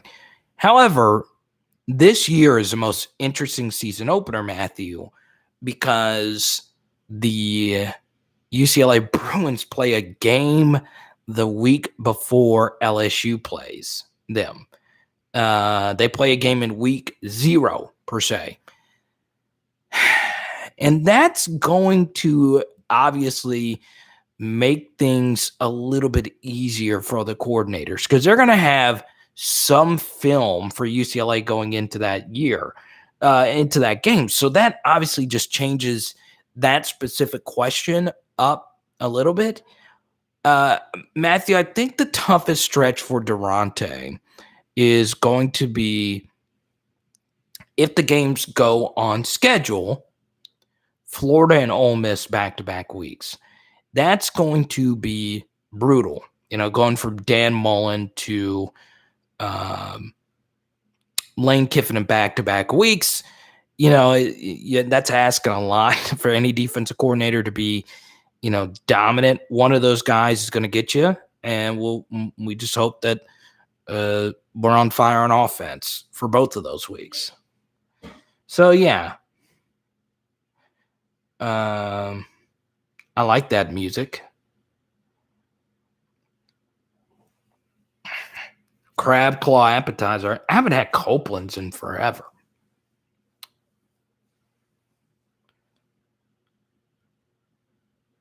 I like it.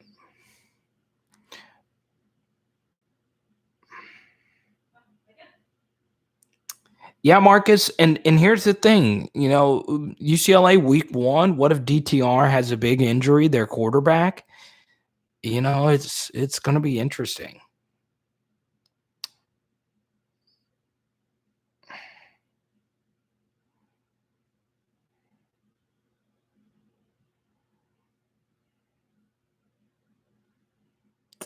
Yeah, Carvis, I think that would help out having the guys focus in on a certain position. It is interesting that Charles Turner is starting to get some love from Ed Orgeron. Charles Turner, an IMG kid.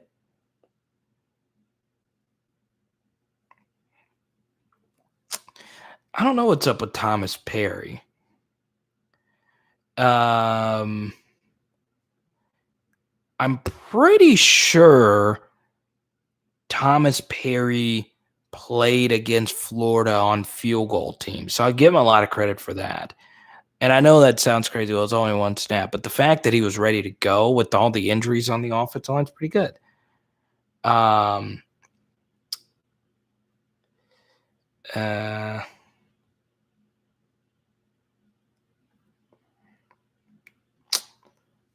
Let's see. FFYM. I do follow College Football Nerds. I don't watch them, but I follow them on Twitter. I used one of their tweets in one of my videos recently. What's funny, FFYM, is that we touch on this a little bit, and it's in the title of the video. The analytics community is fading LSU. Okay, the analytics and sharp community is fading LSU. Bill Connolly's SP Plus is LSU number 26. Colin at the Action Network. I have a lot of respect for him. He has LSU on the under. College Football Nerds. It's also fading Max Johnson a little bit. They're skeptical. So, yeah, it's fine.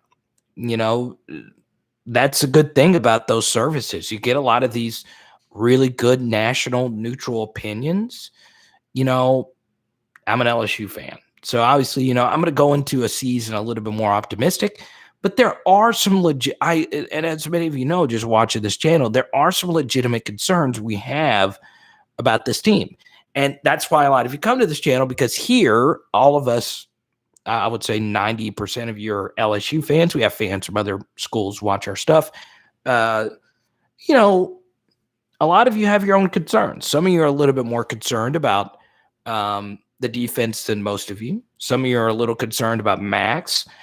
And guess what? That's fine. That doesn't mean you're any less of an LSU fan if you're concerned. There are some of you that just don't think Ed Orgeron's the guy, which is, fine too. You're fine to have your own opinion on that. So yeah, I think it's good. I think it's good to have a difference of opinions. Yeah, exactly. And that's true, FFY. And we've made that exact point, plenty of times, that Max did have some things fall in his favor for the Florida and Ole Miss games. as far as when they played those schools. However, where Max did get unlucky was his personnel was he didn't have the same personnel as the other two quarterbacks did. Robert, you're my guy. Get some rest, Robert. You're fighting the cancer battle for all of us. And I know there's some prayer warriors out there that are praying for you, my man. Appreciate you, big dog. Oh, someone just got a shirt. Shout out to Catherine. Thank you so much, Catherine, for supporting the channel.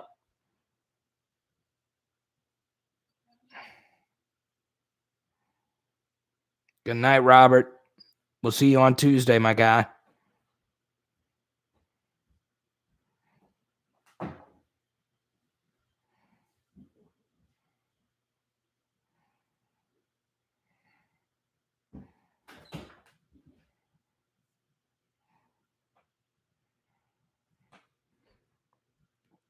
You need 3XL? Well, Matthew, you know what? I get that comment a lot. I have some family myself that are 2X, 3X.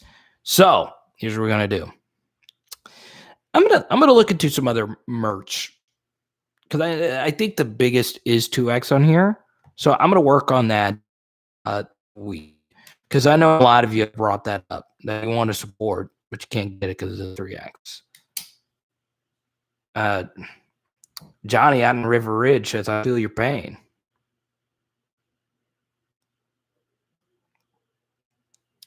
Matthew, I want to talk. I want to talk about that because Marcus, as you know, guys, Marcus is, Marcus does, really support me, and he's one of my closest friends now. But you got to admit, Marcus, Marcus is a sharp. Okay, so Marcus takes the first point right out of my mouth is that, Brad Johnson was like that as a quarterback as well. So very risk adverse. Don't lose the game. And what's very interesting as well is, and once again, this is not a comparison. Don't someone's going to take this clip out of context and maybe look like an idiot. But Tom Brady is also a risk adverse quarterback, right? Now he makes a lot of crazy throws, and the Tampa Bay offense asks him to do a lot. But in big games, Tom Brady is just not going to lose a game for you. So Max Johnson is, as a true freshman, it's tough to be in a room full of other adults and play gunslinger type of quarterback, right? And last season, I think because of his running ability, Max Johnson ate a lot of sacks that he didn't need to. But I also think his protection at times was just downright awful. So, yeah, I think that's part of it as well. I also think I would prefer true freshmen to have a passing chart like that with only one interception. Now, I do want to include this with Max Johnson. He did have some interception luck where the defender dropped it or ball bounced a certain way. So he did have some luck in that aspect. But overall, I think you'll see a more diverse passing chart this next season. We're an hour 38 into this, though. How many of you think, Dwayne, welcome. Good to hear from you.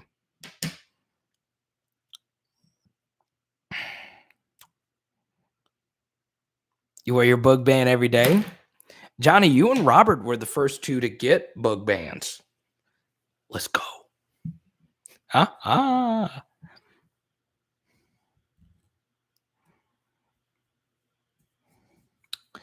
But, Matthew, you make such a good point, though, about it. Like, that chart is concerning, though. Like, no passes to the deep middle.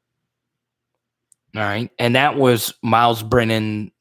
That's where Miles Brennan was the best, the deep middle. So, yeah, we'll see if that gets better. Let's see here.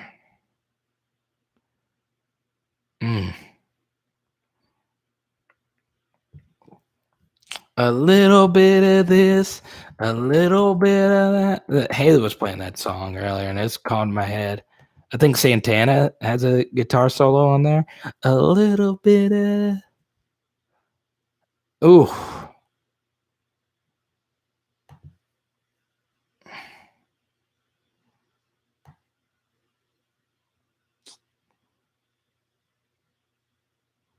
Nuss had 3 TDs, but he was going up against a lot of 4th and 5th stringers. In other words, I'll put it this way. The wide receiver room is very healthy right now, and the defensive back room is not. Santana's in that song?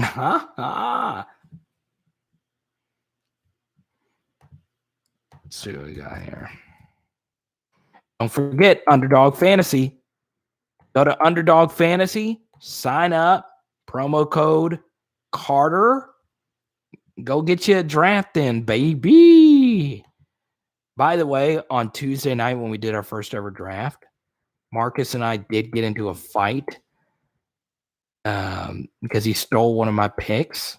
He sniped me. Sniped my stack, my Russell Gage, Matt Ryan stack.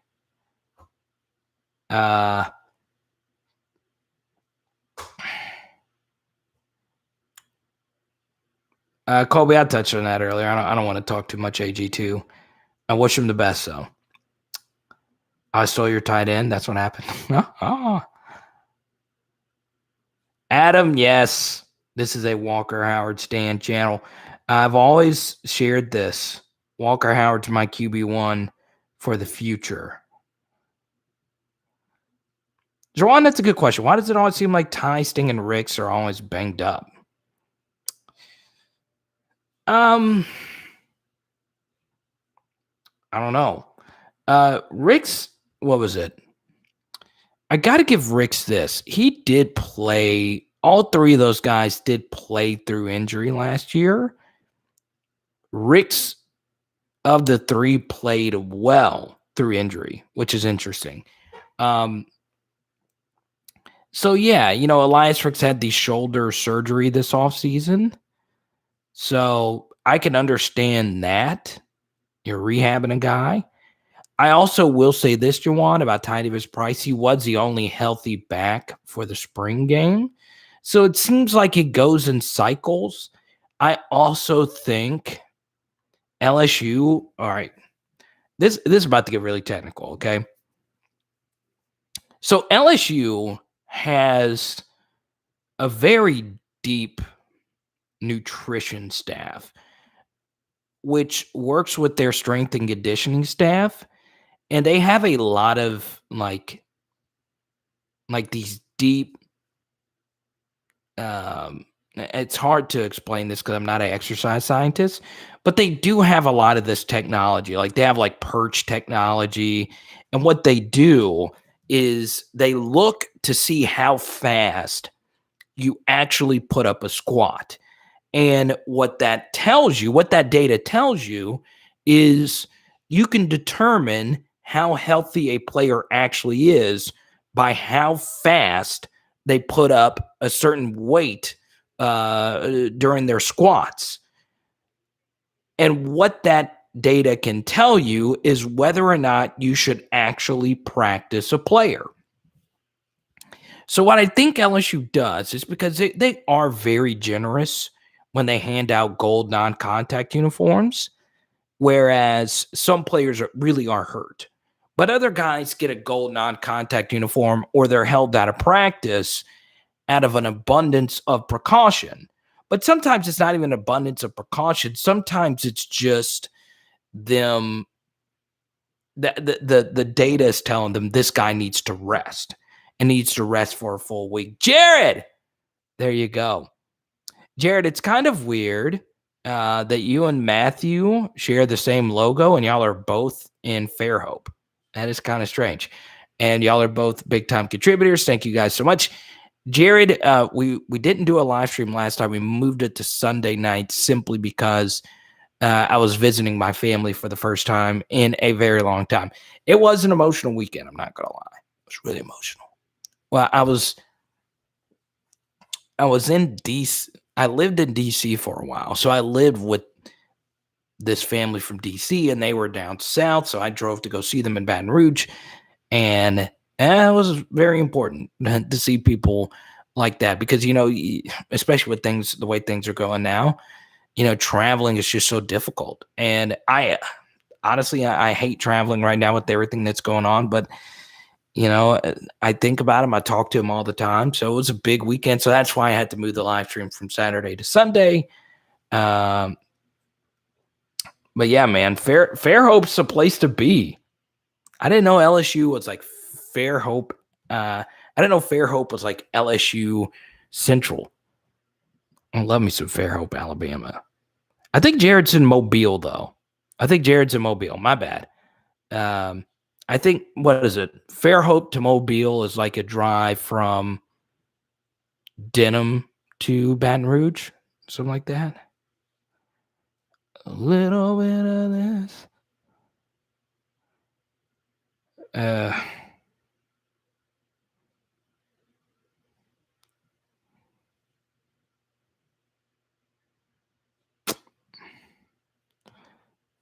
Let's see.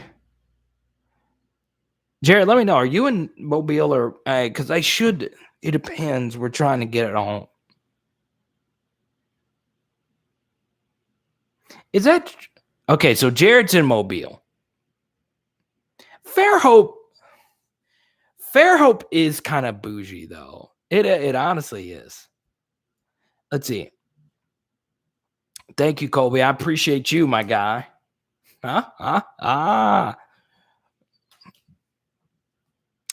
Let's see. I want to look this up. If y'all want to get a draft in tonight, I'm not opposed to getting an underdog draft in.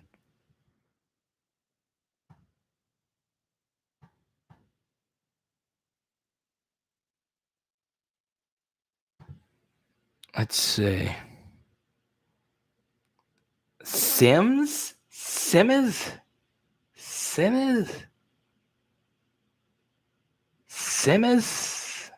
Fairhope is nice. Sims?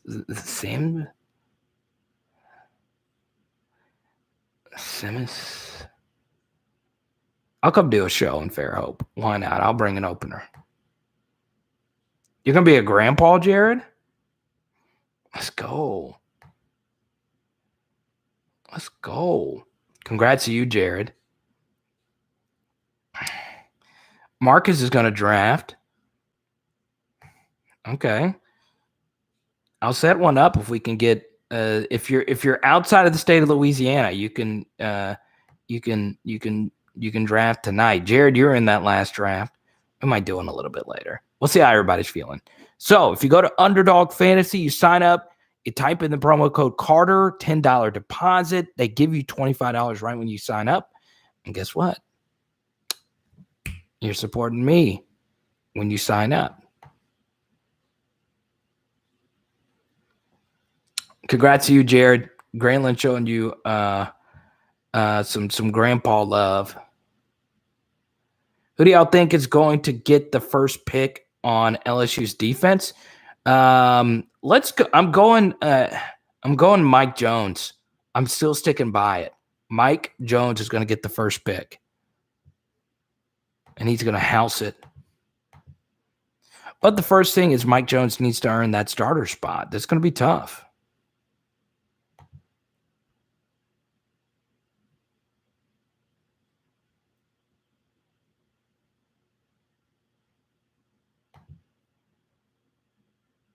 Big Al is going Ollie Gay. Dez says, look, you guys are talking about Alabama Tigers.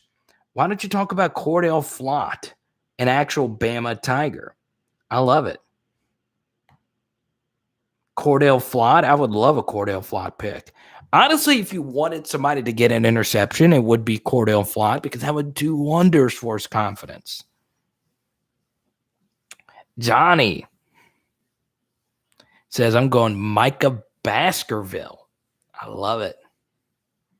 I freaking love it. Matthew's going Jay Ward. I'm about it. Guys, we're so close to the start of the season, man. I'm so excited, man. So freaking excited. So excited.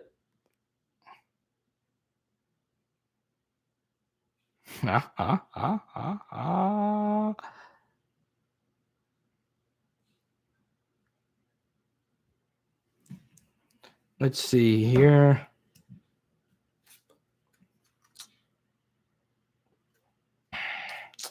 Make sure.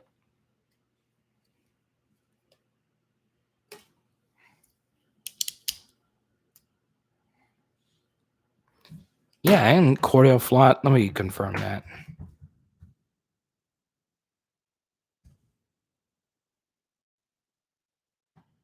Alabama Class 6A state champion, Cordell Flott, out of Saraland, Alabama.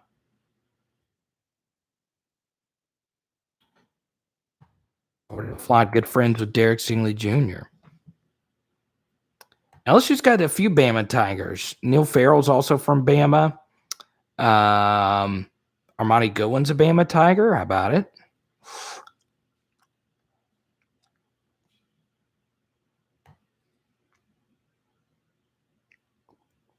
Colby, I'm hyped for you being a part of the channel. Colby, is this your first time in a chat? Let me know, Colby. We'll give you a warm welcome. I've not done a good enough job about that tonight. Graylin, you live in Baton Rouge, don't you?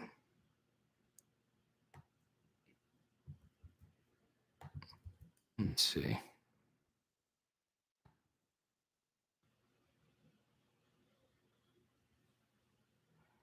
Okay. What's the deal with Cecil Collins? Oh, yeah. Avery Atkins is from Auburn, Alabama. Colby. So everyone welcome Colby to the chat. As we always say, Colby, ignore the Big Al dad jokes.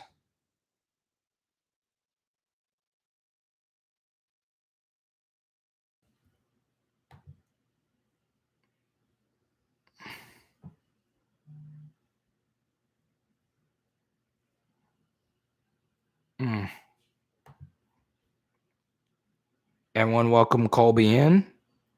Graylin and BR, man. I love it. I'll hit you up next time I'm in town. I'll let it be known. This weekend was just so family focused. You guys know how it is. Welcome on in, Colby.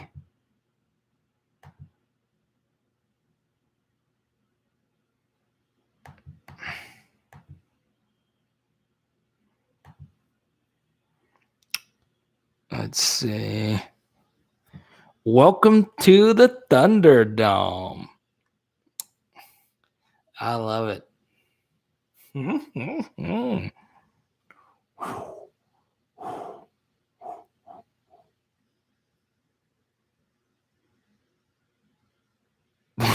What?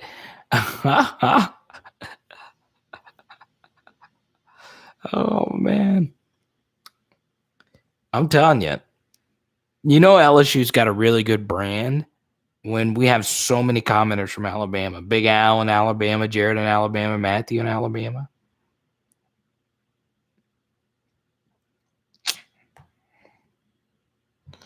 And there's some people that owe me pluckers in Baton Rouge, man.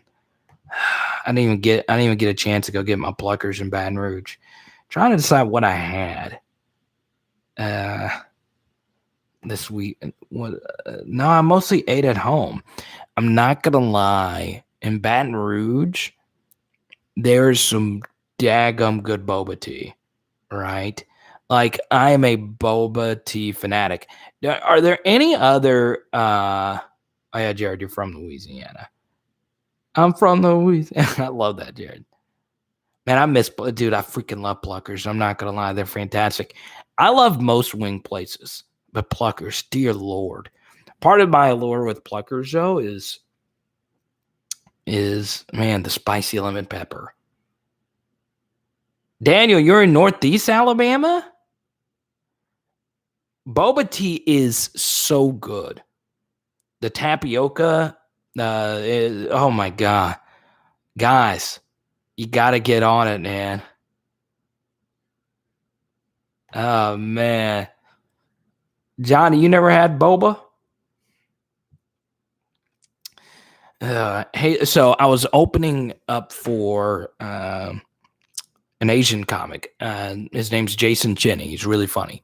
And Jason Cheney, I was opening for him at the Looney Bin in Little Rock. And it was my first night ever hosting a club. And this was like 3 or 4 years ago. Anyway, I was like super nervous, right? Your first ever club gig is always just so nerve-wracking. And the show got canceled, right? So Jason Cheney, my girlfriend was with me, Haley was with me, and a comedian named Mudflap. He's so good. Jason Cheney took us out to go get boba tea. And dude, it was so good. I really do believe that is the peak form of tea. Now, I'll say this about boba tea really quickly. All right. And I know a lot of you are Googling it right now. It looks so weird, right? They put black tapioca balls in the bottom of it.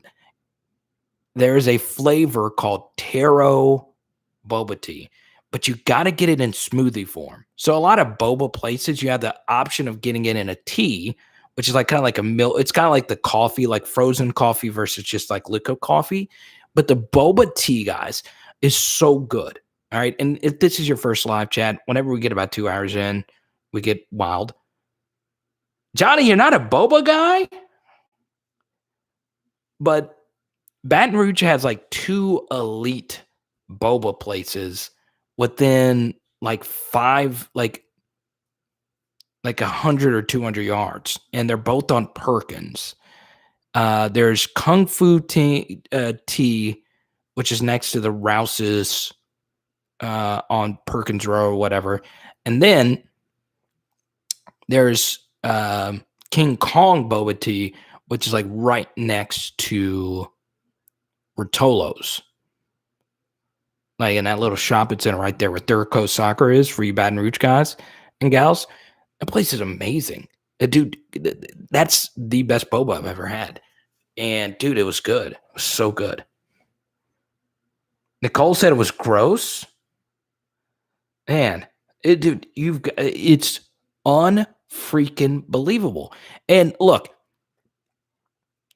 it's a little bit different. When I first had it, I was like, I had it in a milk tea format. And all it was just like an iced coffee, but the smoothie format is just so good.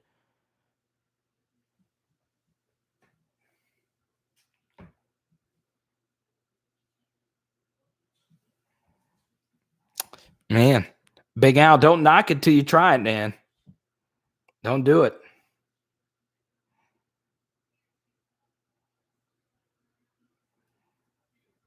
Don't knock it till you try it.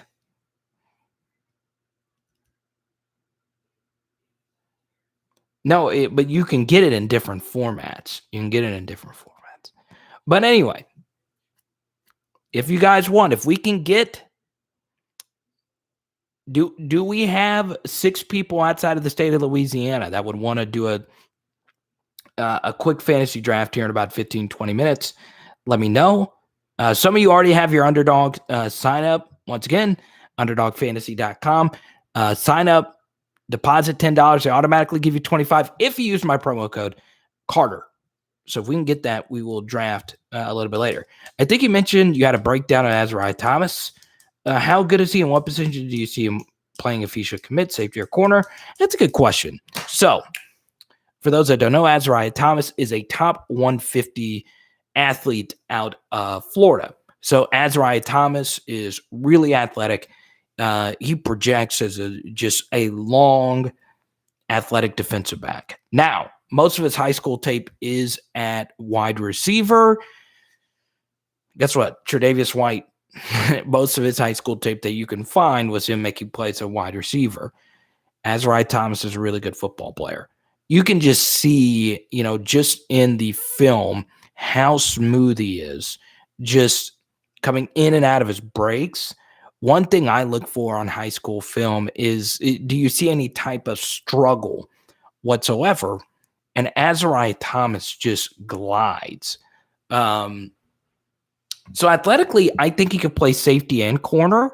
I do think he's a little bit more of a safety, but yeah, he's good. And I'm not going to lie, and I'm still going to stand by this, Graylin.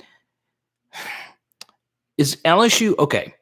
If you want to talk recruiting, so obviously LSU is going to lose Todd Harris next season. They're going to lose Derek Stingley next season, and they very well could lose Cordell Flott next season. Anyway, I really don't think you can be deep enough to play defensive back. Excuse me. I don't think you can ever have enough defensive backs, right? And the reason why I say that is because defensive backs by far give you the most value on special teams, okay? As potential returners, as gunners, as just punt team, kickoff team, all those different things. Defensive backs really give you a lot of value. Also, we're moving in this football society to more defensive backs getting on the field instead of less. So I do think Azariah Thomas is a pretty high priority. Now, obviously, Jacoby Matthews is a 5-star and he's in the state of Louisiana. So he is probably your number one priority at defensive back. But, Azariah Thomas is a special athlete. And you look historically, LSU's done really well in the state of Florida when it comes to defensive backs. And that's even if you take out the IMG guys. So you look at someone like, obviously Patrick Peterson's the best, but you look at guys like Kevin Tolliver, you look at guys like John Battle. Those guys are giving you a lot of good snaps. You've got a lot of good defensive backs out of the state of Florida. Azariah Thomas, I think, would be another good one, Graylin. I would really like it. But yes. Oh, I know, Johnny. I know. I spent last night in the...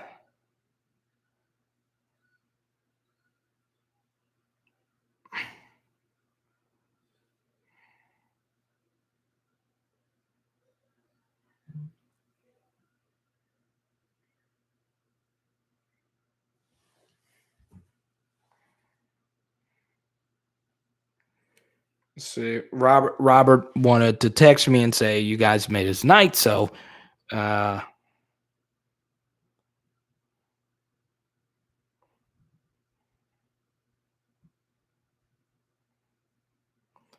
that's crazy, man.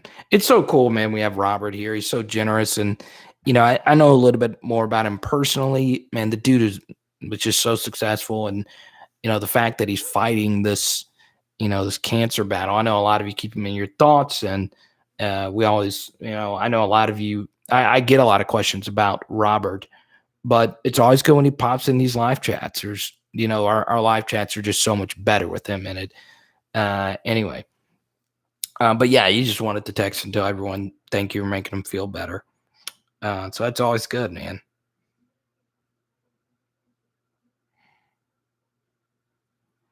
Jared's feeling good. Johnny, Johnny, that's so great, man. Me too, Jared. While in Louisiana. Okay. Johnny's got himself a great girlfriend when his girlfriend sits and watches our live chats. That's great. It's funny. So, like at night, like Haley and I do spend a lot of time together. So we eat dinner every night together outside of live chats. But I do want to include this. Haley and I don't watch a lot of shows or movies together. We do have one show we're watching together. We are watching Ted Lasso together, and I love Ted Lasso. But, I just don't think, like when I watch my nerdy sports stuff, like Haley can't watch, the sports card stuff that I watch on YouTube. So the fact that Gail sits and watches these chats with Johnny is, is awesome. Oh, the key was the book ban. I get it. I'm not gonna lie, they're pretty cool. I gave a bunch out to my family this weekend as well, and as you can tell, the supply is getting a little low. I need to see if I got any more of these. But Adam, you got your 3 that are coming in the mail soon. Shawnery, no, I don't think AJ Johnson will be a part of this class. He transferred to a school in Florida. I think he's just out. Adam, you're lucky. You jumped on it, man. You jumped on it. And you're getting this too, man. That's so cool. Lyle Collins. Robert, inspiration.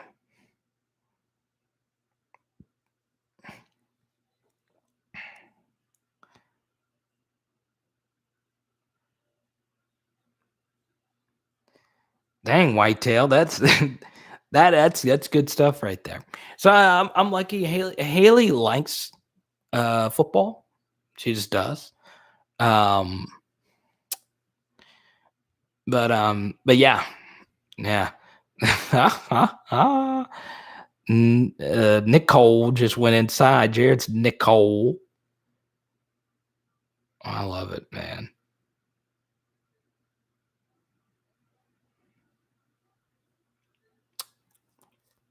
My wife hates everything. Oh man. Oh man. So who Garth Brooks didn't write Colin Baton Rouge, did he? Let me see. Who wrote Colin Baton Rouge? So the Oak Ridge Boys did that? It was written by Dennis Lind. Originally recorded. I've never listened to the Oak Ridge Boys version of it. I think I've seen Oak Ridge Boys. I listened to them sing the national anthem at the SEC title game in basketball a few years back, about like 10, 15 years ago. Dennis Lind passed away in 2006 from Abilene, Texas, wrote Colin Baton Rouge.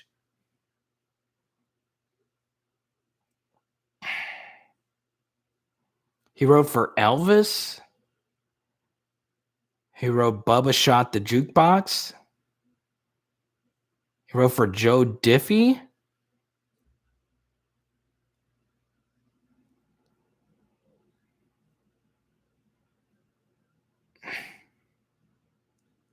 God, he wrote for everybody. Dennis was a freaking beast.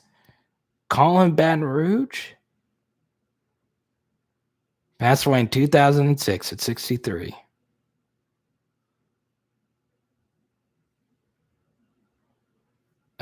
Let's see.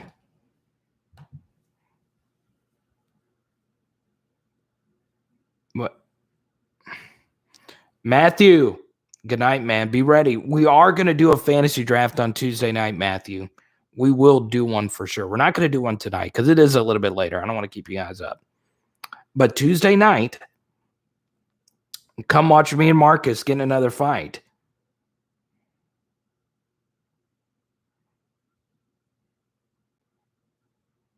I drafted Marcus tight end, and then Marcus got me on tilt and made me draft Kirk Cousins. Yeah, Moss did decommit from Alabama. Yeah, Big Al. I was trying to think. I know I don't know the song though.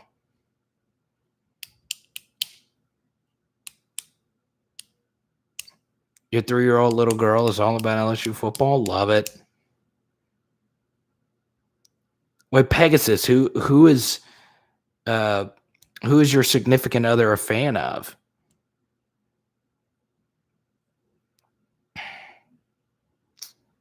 Oh, your fantasy draft is on Tuesday, Matthew? It'll be a little bit later. Okay. So yeah, be on the lookout for it. And also it's best ball fantasy. And best ball is so much fun. I love best ball. I'm kind of addicted to best ball. I've already done like 20 drafts on Underdog. Freaking love it. But good night, Matthew. Get the kid to school safe. Well, Pegasus, everybody wants to know, who is your girlfriend a fan of? If she's a fan of South Carolina, it's no big deal. She's an Aggie. Oh my goodness gracious. I'm not gonna lie. So I'm not gonna lie. Pegasus, I actually did a wedding for an Aggie couple last year.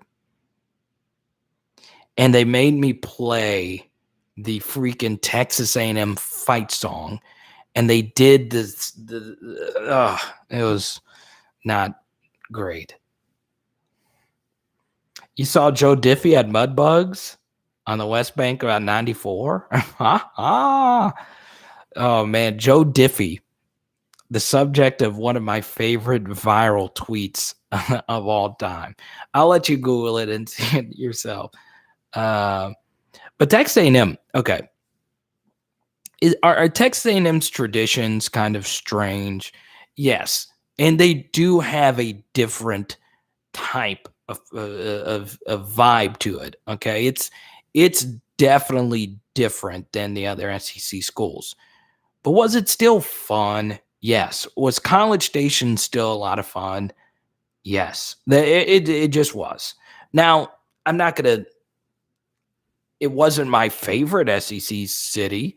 It wasn't my favorite SEC stadium, but it's really cool. So yeah.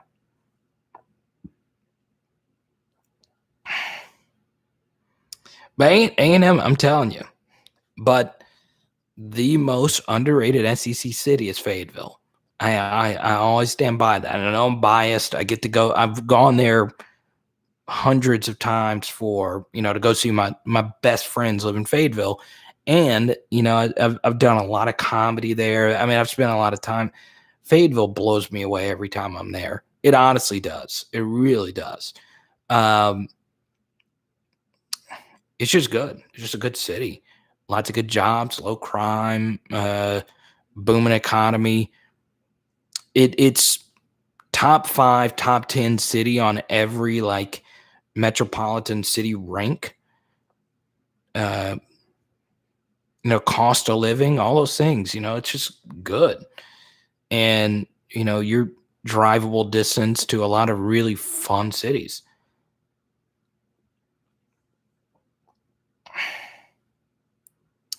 Oh, Roger, you've been kind of quiet tonight. I'm not gonna lie. I was wondering. I was like, someone who's normally lighting up the comments, and Roger jumps back into the chat with some Granger Smith.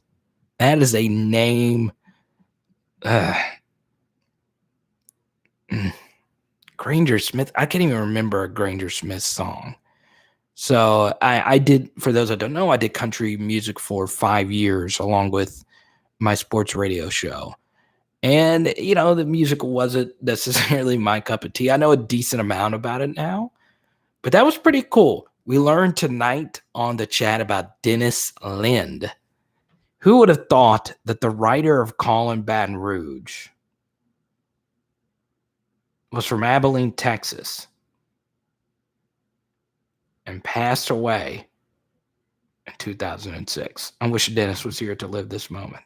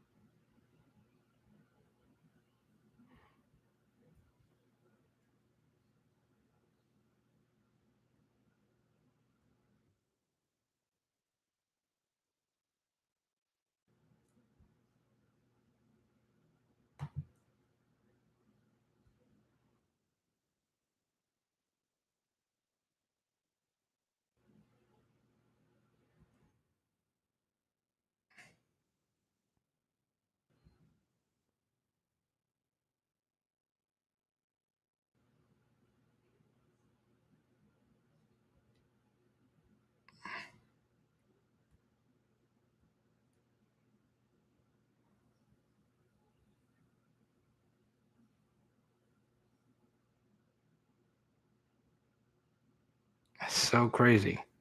Dennis Lind wrote Colin Baton Rouge.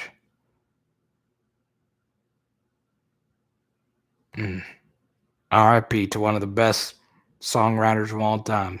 Wrote one of the greatest songs of all time. Oh, Daniel, your girlfriend's an Auburn fan? I just consider the relationship as plundering the resources of our enemies.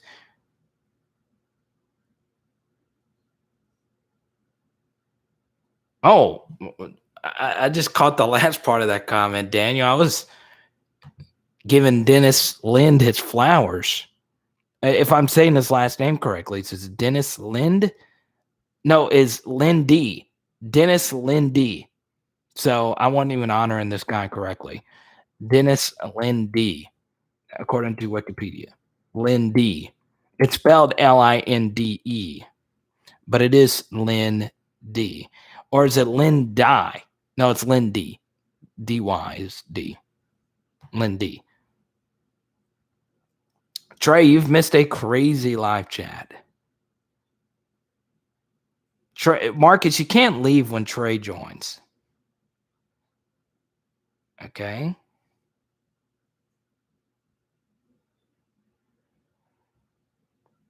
Good night, Marcus. Marcus always says he's about to call in tonight, then he'll hang out another 10, 15. It is a little bit later than normal.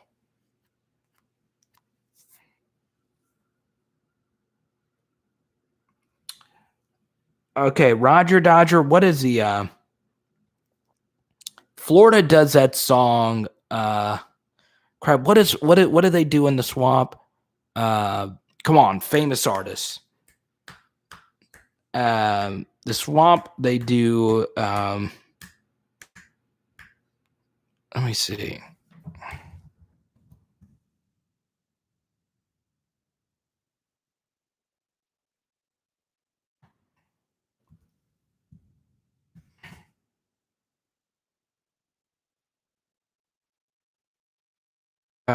No, not that. It's they played in the third quarter. Like they No, it's I Won't Back Down. Tom Petty. That's what they play. They play Tom Petty. Yes. Trey, I forgot you're a big music guy.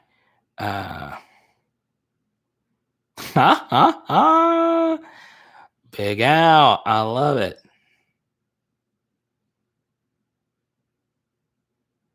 Wait, Daniel, is that for real? Your alarm is neck? That's great. You counter down to the Auburn game? I bet you last year was rough. Yeah, it's Tom Petty. I Won't Back Down. Dang, Trey, you are fire. Night, Marcus.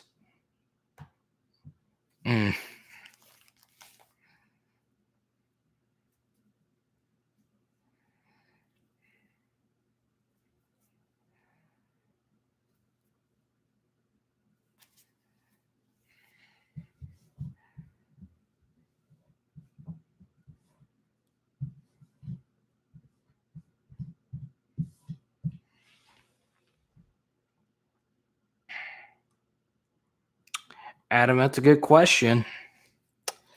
I think LSU is a I think LSU is a 9-3, 10-2 team. Yeah, sure.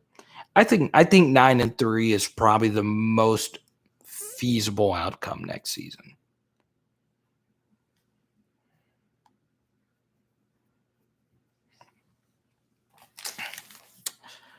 Well, since we started,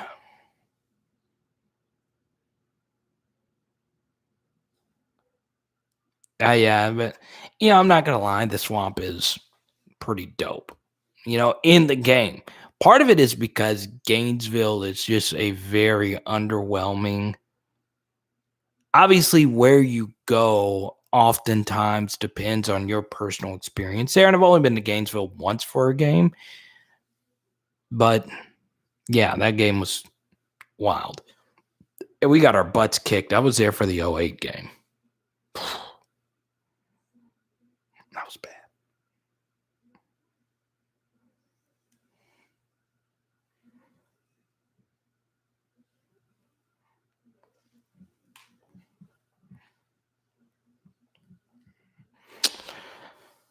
Let's do this. So we'll go for a few more minutes. Once again, as we always say, if you keep the super chats going, we will keep this live stream going all night. But if not, I'm going to answer as many LSU questions as I possibly can. Obviously, preferences go to the super chatters. Good night, Big Al. We'll see you tomorrow. Who's the worst in the SEC? I would still go Vanderbilt. You've been to Gainesville 10 times.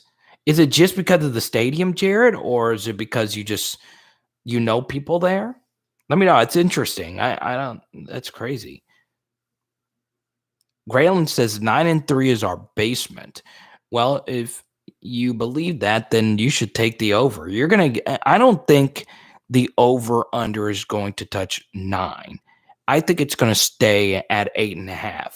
So if you think 9-3 is a basement, then the over. And once again, I do not give out gambling advice, mumbo jumbo, but it is interesting.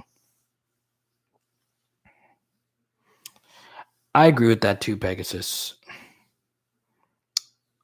I was at that game too, Adam. It was a fun one.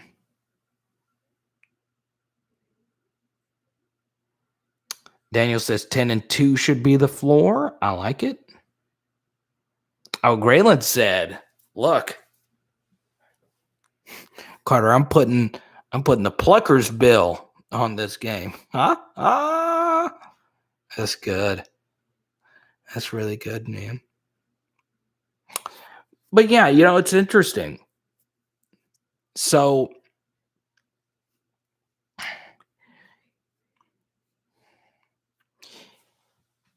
this is how I normally determine a floor, right? So let me pull up LSU schedule. Okay, and I've done a few videos doing this exact thing. Let me pull up the schedule once again. So obviously UCLA, this is how you determine, to me, a floor. How many 50-50 games are on your schedule? Okay, so LSU, it depends if you think UCLA is a 50-50 game. You are on the road, and you are a 4.5-point favorite. So that is technically a 50. That's basically a coin flip game. That's a one-possession game. McNeese is not a coin flip. Central Michigan's not a coin flip. LSU on the road at Mississippi State. I feel pretty certain about winning that game. But still, LSU hosting Auburn, that's a coin flip. LSU at Kentucky, coin flip-ish.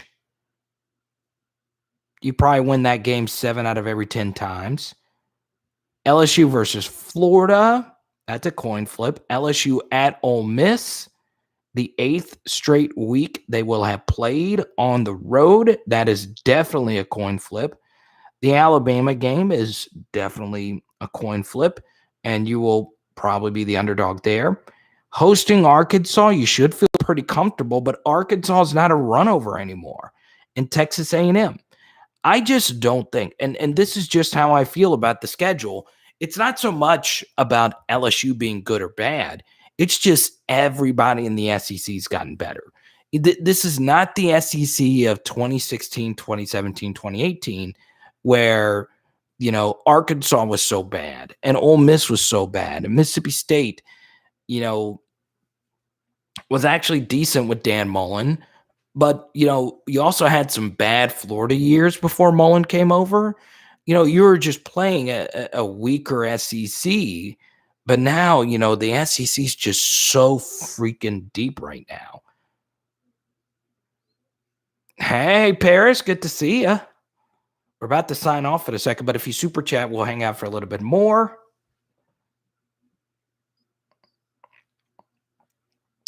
Pegasus, is Max a top 5 starter in the SEC?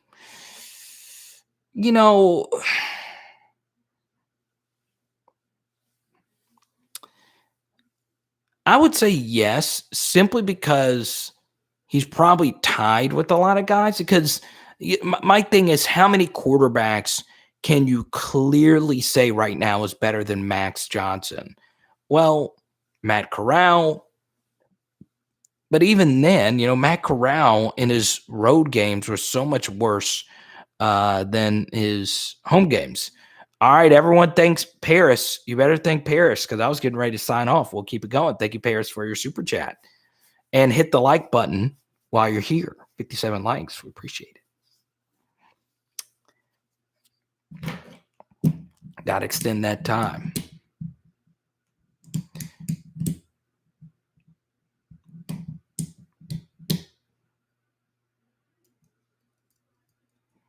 But that's the thing. And Colby makes a good point. Colby, in your first ever live chat, I appreciate your good point right there. So Jared doesn't think some of those games are coin flips. Okay, so let me do this. So let's just label the games that are truly 50-50. So Auburn is going to be decent, okay? But Florida for sure is a 50-50 proposition. Ole Miss is a 50-50 proposition, especially considering where they are on the schedule. Alabama is a 50-50 proposition. Texas A&M is a 50-50 proposition. So if you look at those games in particular, if those are 50-50 games, that means more than likely you're going to win 2 out of those 4 games, 3 if you're lucky. But if you're an exceptional team, you'll win all 4 of those, right? So, let's just say you go 2-2 against Florida, Mississippi, Alabama, and Texas A&M. That means you can only have one more loss against UCLA, Mississippi State, Auburn, Kentucky, and Arkansas. And can LSU beat all those teams? Yeah, they can kill all those teams. But those teams are just better. They're just better than what they were.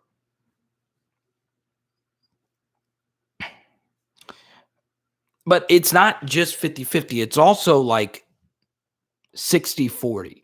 Like 60-40 is also not really a coin flip, but it's still a toss-up per se, right? It's just one of those things. And as Colby points out, here's the biggest difference. Okay, I get this question right here is a very common question. What do you think our record's going to be? Or what is a baseline for how good or bad LSU is going to be? And I think a lot of LSU fans are going to hammer the over. Graylin already said that he's going to hit that over. And it makes a lot of sense. LSU returns a lot of talent, and their over-under was at 8.5. But I do want to include one wild card. And what we're going to do this week on the channel is we're doing a championship week. Okay, so the little things LSU needs to do to win a championship. And one of those things is LSU, and this isn't just an Ed Orgeron thing, this is an entire coaching staff thing. LSU has got to do a better job of coaching in the game, such as making adjustments, halftime adjustments, making personnel and roster decisions. Last year, LSU just wasn't that great at that either. So, you look at LSU last year, their number one thing that we struggled with, the number one reason why LSU, we weren't good last season because we lost all the talent and we lost all the coaches, okay? That is the number one reason. But even with that said, we still made a lot of very preventable errors that would have won LSU a game or 2 extra, okay?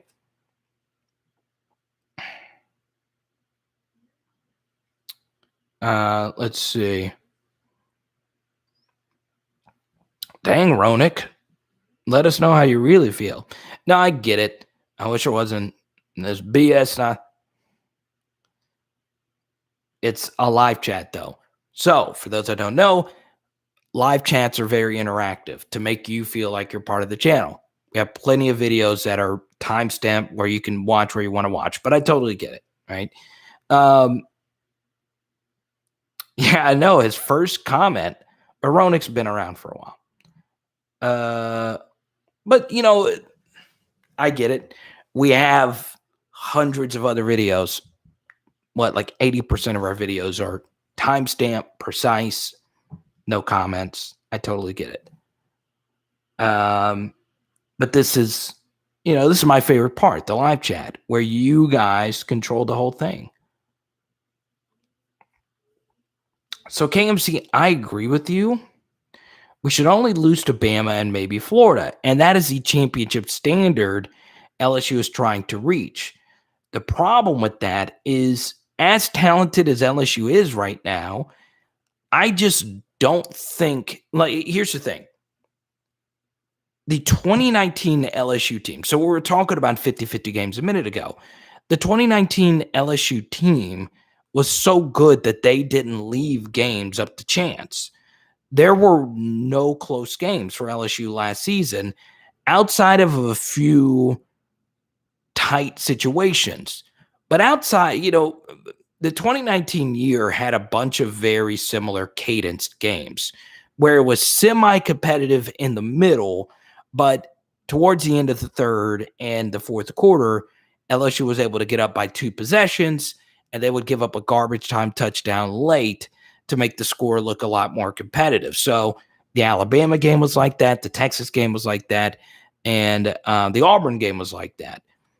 Still, LSU didn't allow games to get to the point where it came down to the final possession, which is where you get these random 50-50 situations where a referee's whistle, the deciding of whether or not something is pass interference or someone chunking a shoe 30 yards down the field.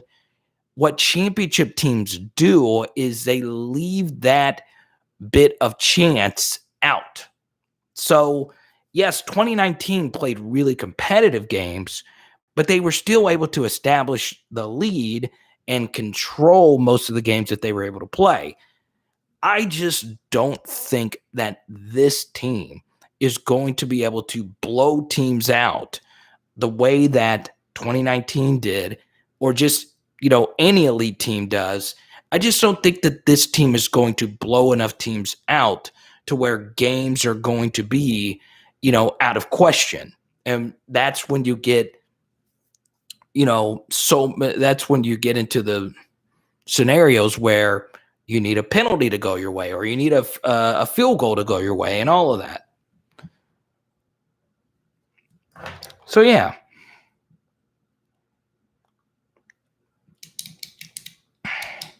Yeah, Daniel, dude, this is going to come off as hate because LSU has made some interesting hires this year. I'm not going to lie. I just don't get the Auburn thing. And I know there's a fellow Auburn YouTuber that's a fan of this channel. I'm a fan of his as well, Vernon.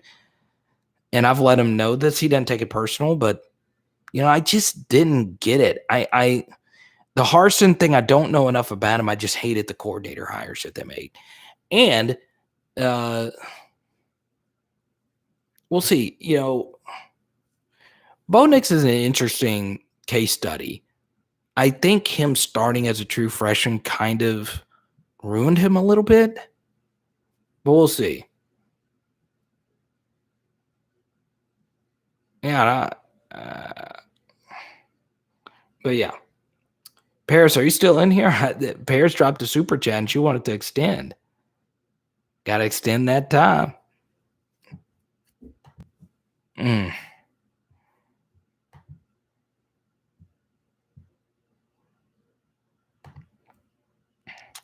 I saw this while we were live. I had to miss a Pelicans Summer League game.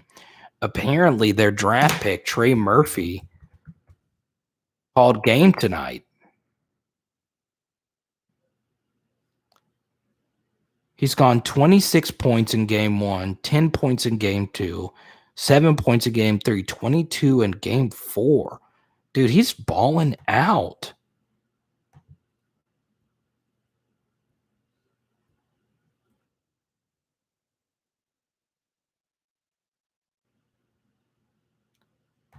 Let me watch this real quick. Marshall got it close. 2 seconds on the clock. Denied by Kaminga, but a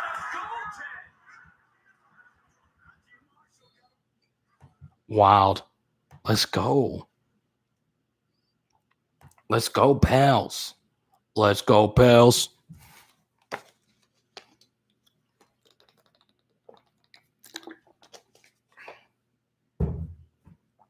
Mm.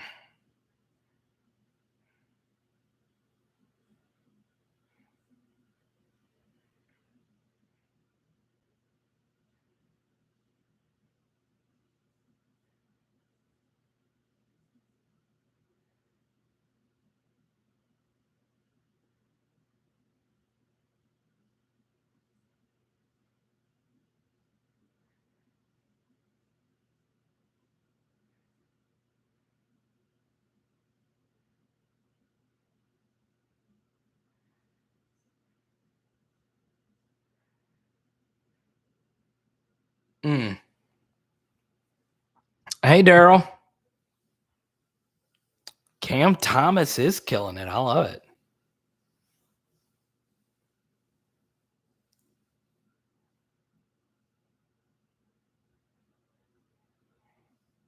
LSU running back room. Let's go.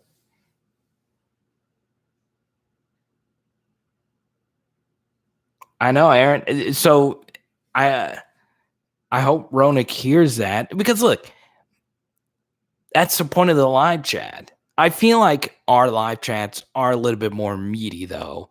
Like, we talk about personal stuff or whatever. But even then, I have hundreds of videos that, and by the way, and I'm just being honest. I'm as transparent as I possibly can.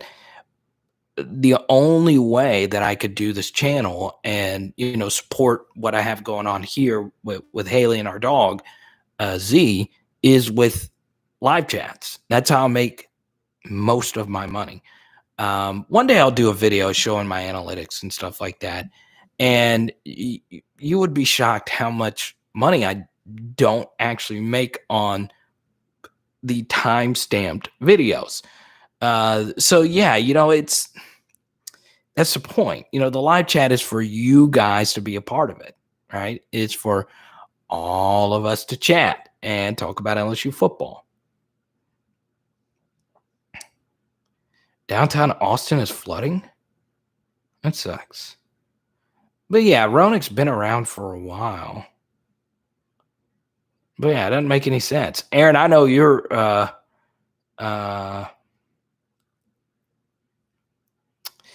FFI. I don't know too much about like CPMs and all that. And I just don't. I don't make as timestamp. I appreciate you, Jed. I don't make as much as like a finance channel. So like finance channels make good money. They just do through their ads. KMC says I'm betting. Yeah. Okay. You see. So someone that I consult with, and he helps me with my finances. I'm watching his channel currently grow, and I'm going to be very interested to see how much he actually makes. But finance channels do help you out a lot, and they've helped me out a lot, with Roth IRAs and all this other stuff. But yeah, it is interesting. Carter, I've always wondered whose film was your favorite to watch. So are you talking about my favorite LSU player to watch?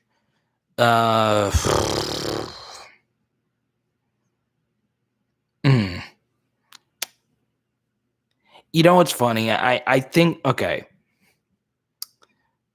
I'm not gonna lie, Pegasus. It's Tyrann Mathieu. It is.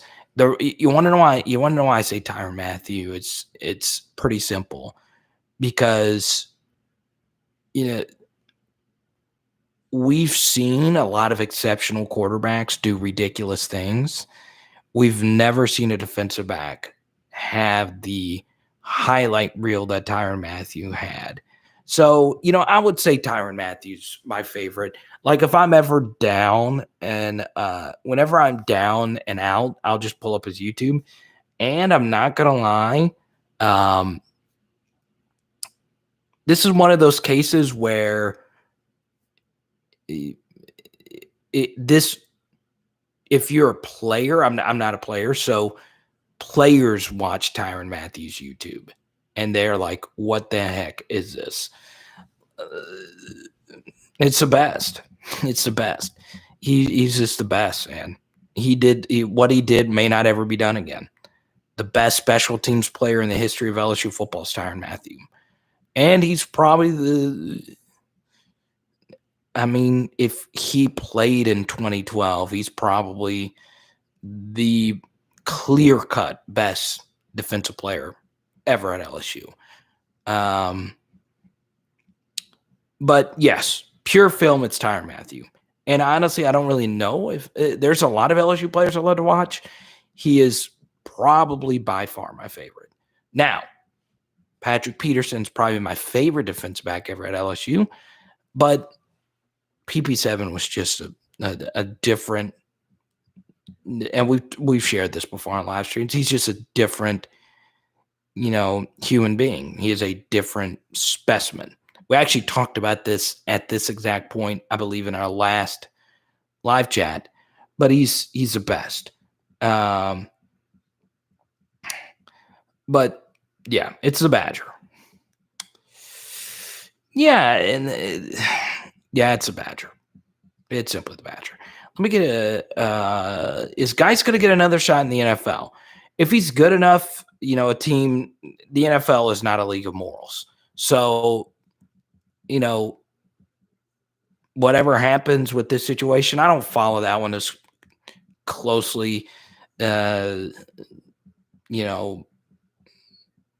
just don't. But, if he does, it's because he still has a lot of tread left on the tires.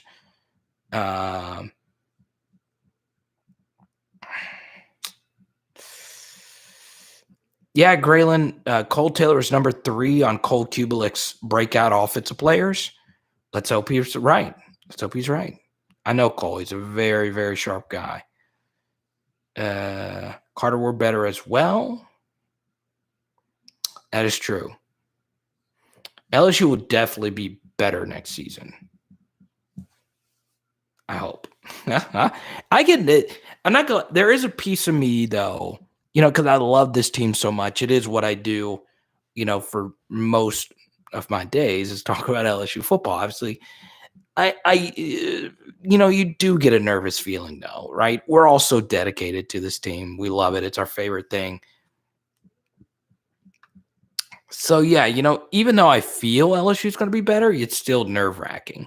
I'm so nervous that I'm about to eat some Billy's Boudin that I got earlier today. Billy's Boudin in Krotz Springs.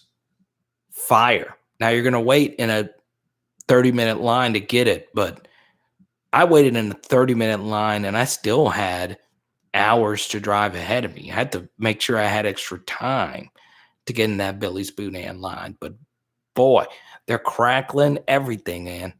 I had never had a Boudin pistolet. Is that how you say it? I've never had one. I've had plenty of Boudin balls. Dude, that pistolet was heavenly. Heavenly. We sure as heck won't be 500. That's true. But still, will LSU be better than 500 versus Power 5 competition? I think so as well. I am saying it wrong. How do you say whatever? However, is it a pistonette or piston? I don't even remember. It began with the P. It was bread inside of a. It's different, Josh. I love it. That was Josh's first comment. Corrected me on that. Thank you, Josh. I've never heard of it. I've eaten boudin. I ate a lot of boudin this weekend. But goodness, that's great. It's so good. But then I also learned like the real history of boudin. I didn't know like it was like the pig blood aspect of it. I'm dead serious. I didn't know that. My aunt, who is just a master chef, she told me about that this weekend. It was wild. Paris, we're in the middle of some boudin discussion. And thank you for your super chat. Also, it's a pistol. How do you say it? Pistolets? Pistolets? That was way better than the boudin ball. And their boudin balls are amazing. Paris, also hit me up in my Twitter DMs or shoot me an email, Paris, because I still have your booger band that I need to mail you.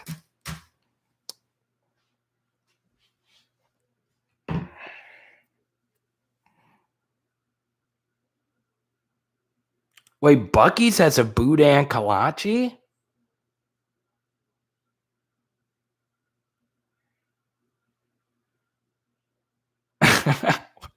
Jared, I love LSU football so much I had my kids in the spring. It's pretty smart. Oh,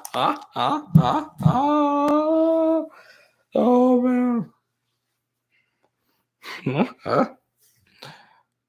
Yeah, please, Paris. Your information is safe with me. Send me your address and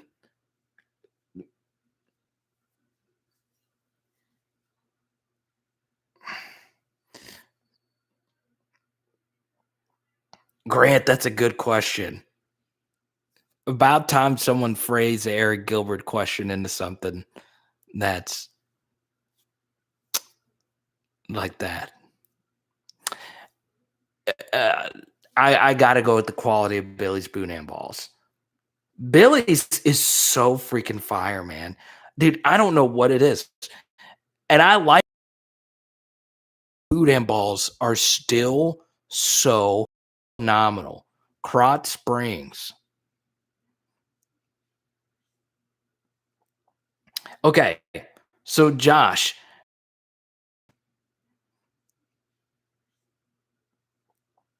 Okay, so Josh, I need to try the blood boudin.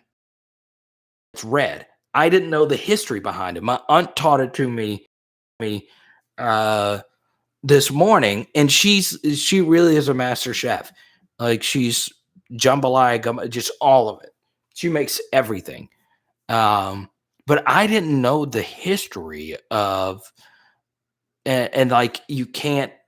She said something. I don't remember this too well, but she said something about you can't sell it now. I would love to try it though. You know what's funny? Like, and I'm sure a lot of you that are far more Louisiana than me. So I was born there. I didn't grow up there, but I grew up LSU. My whole family grew up in Louisiana.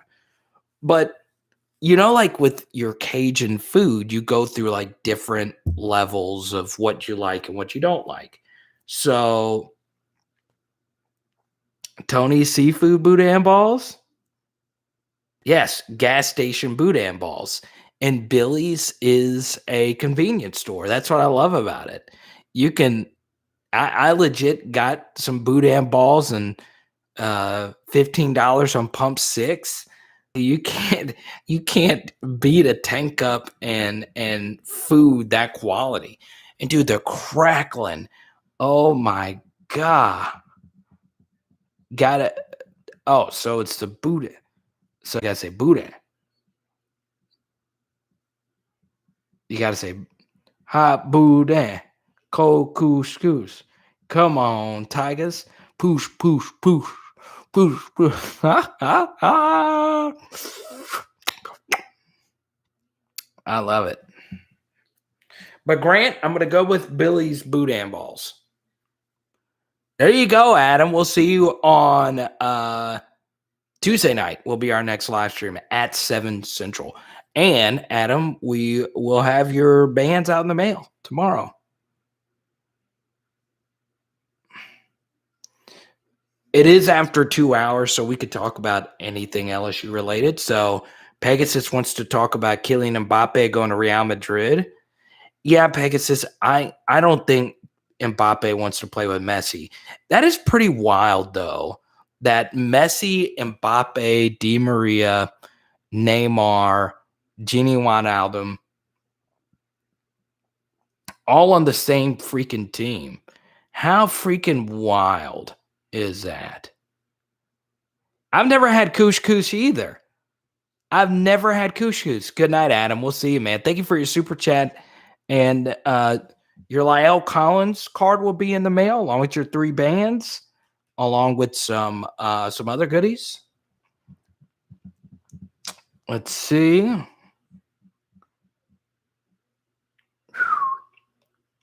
But yeah, Pegasus, it's going to be interesting. Liverpool got a opening day win. I do kind of feel bad for ESPN to sign the deal with La Liga and then Messi leaves.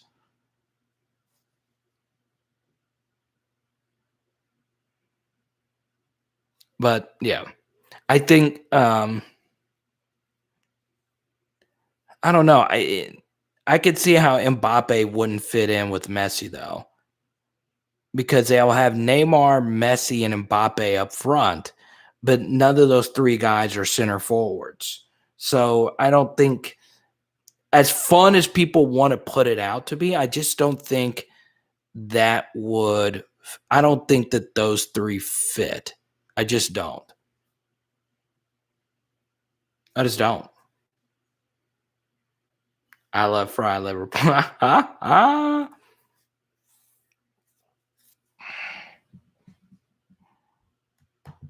Hot boudin, cold couscous.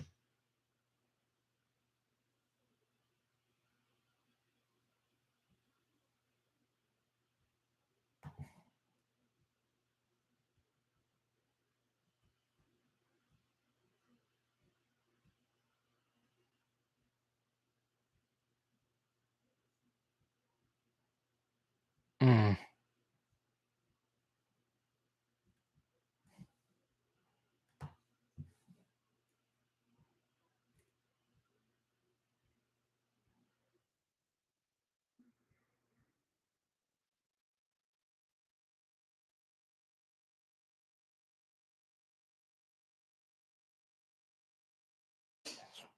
Mm.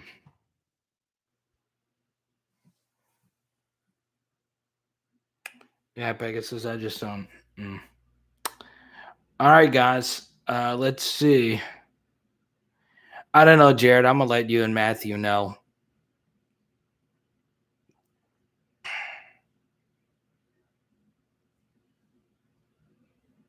It comes out. It comes down to Haley. If we can schedule, it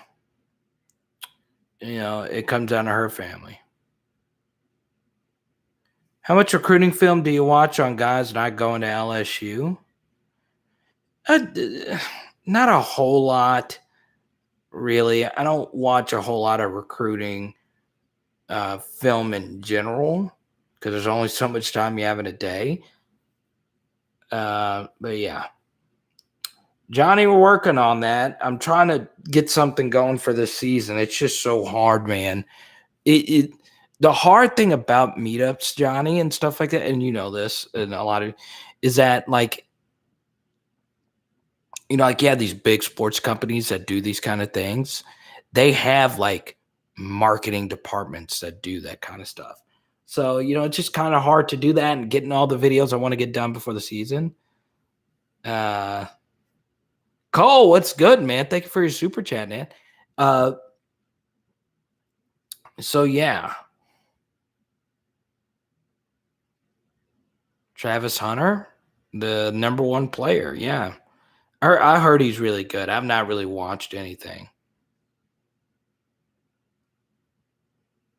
You know what, Roger? The quality of these bands actually are really good. So the company that I went through to do this was actually the first company. And I after doing more research, there was a place I could get them done more cheaply, but the quality of these bands actually are really good. I get a lot of bands that don't have as good a quality as these. And once again, I've had this band for probably a few months now. So, we're just still in the early stages. They're pretty good. They are pretty good. Jared, I can mail yours, but you told me to wait till we actually meet up. So I'll just wait. I can go ahead and mail yours though, Jared, if you want me to.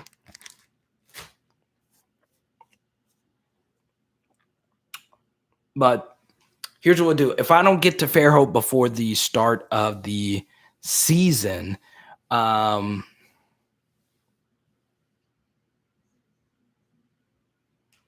I don't get to Fairhope before the start of the season, I'll mail it to you.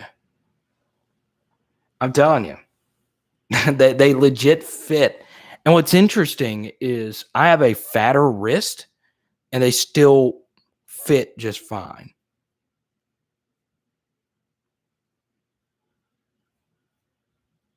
Oh, you do college fantasy?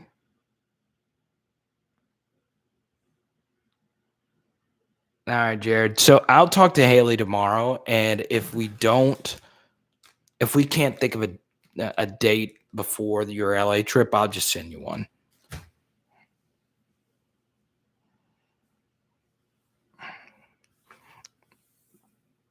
Because I want Nicole to wear it too, every single day. Cole, you did super chat. You get to ask the question, Cole. Y'all better thank Cole for keeping this live chat going. That's right, Johnny. What's really cool about the bands is that it doesn't have our channel name on it. So you got to be a fan of the channel to know what the band stands for.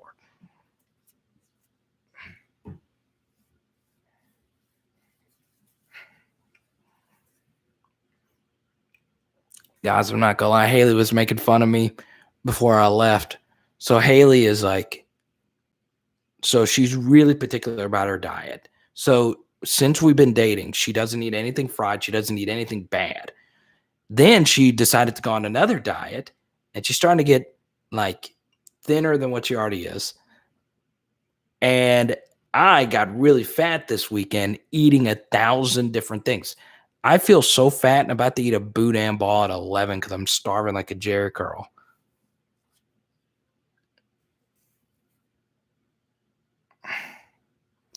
Wait, what was it, Daryl? It's Daryl. I had to super chat on my new phone. It wouldn't go through on this one. Oh, okay. Thank you, Daryl. I appreciate it. Why wasn't that's so strange? Daryl, I need to come see you in Texas, man. By the way, Daryl, we are doing a fantasy draft on Tuesday night, so we are definitely going to need you to be a part of it.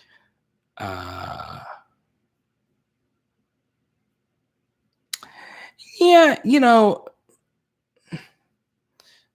I wouldn't panic too much about Mike Jones's first scrimmage, and I wouldn't ever panic or overreact to really anything. Okay. If only Ed Orgeron is speaking, okay? Remember, he can only list so many people when it comes to a scrimmage, okay? So you'll be in the draft on Tuesday night? Okay. We'll do it at the end of the live stream on Tuesday. So the thing is, if Ed Orgeron is going to do let's just say, let me phrase this way. If he is going to speak after a scrimmage, there's only so much he can remember. And there's only so many guys he can even name. So I wouldn't worry too much about him not mentioning Mike Jones. Mike Jones is going to struggle a lot because he's just behind so many different people and he's playing a new position. So, it's very important to keep that in mind.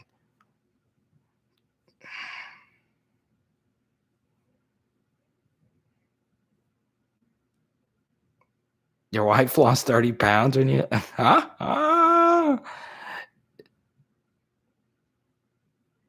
Oh, man, that's funny. Nicole. Nicole.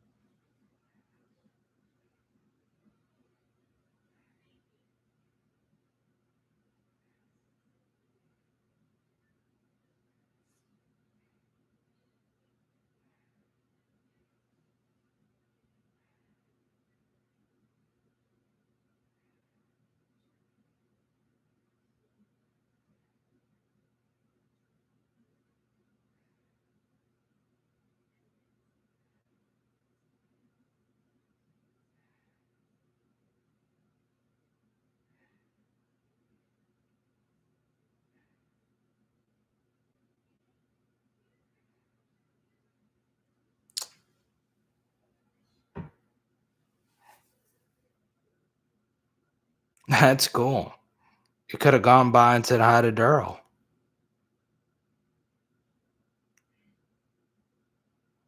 I'm going to come see you, Daryl, one day. One day.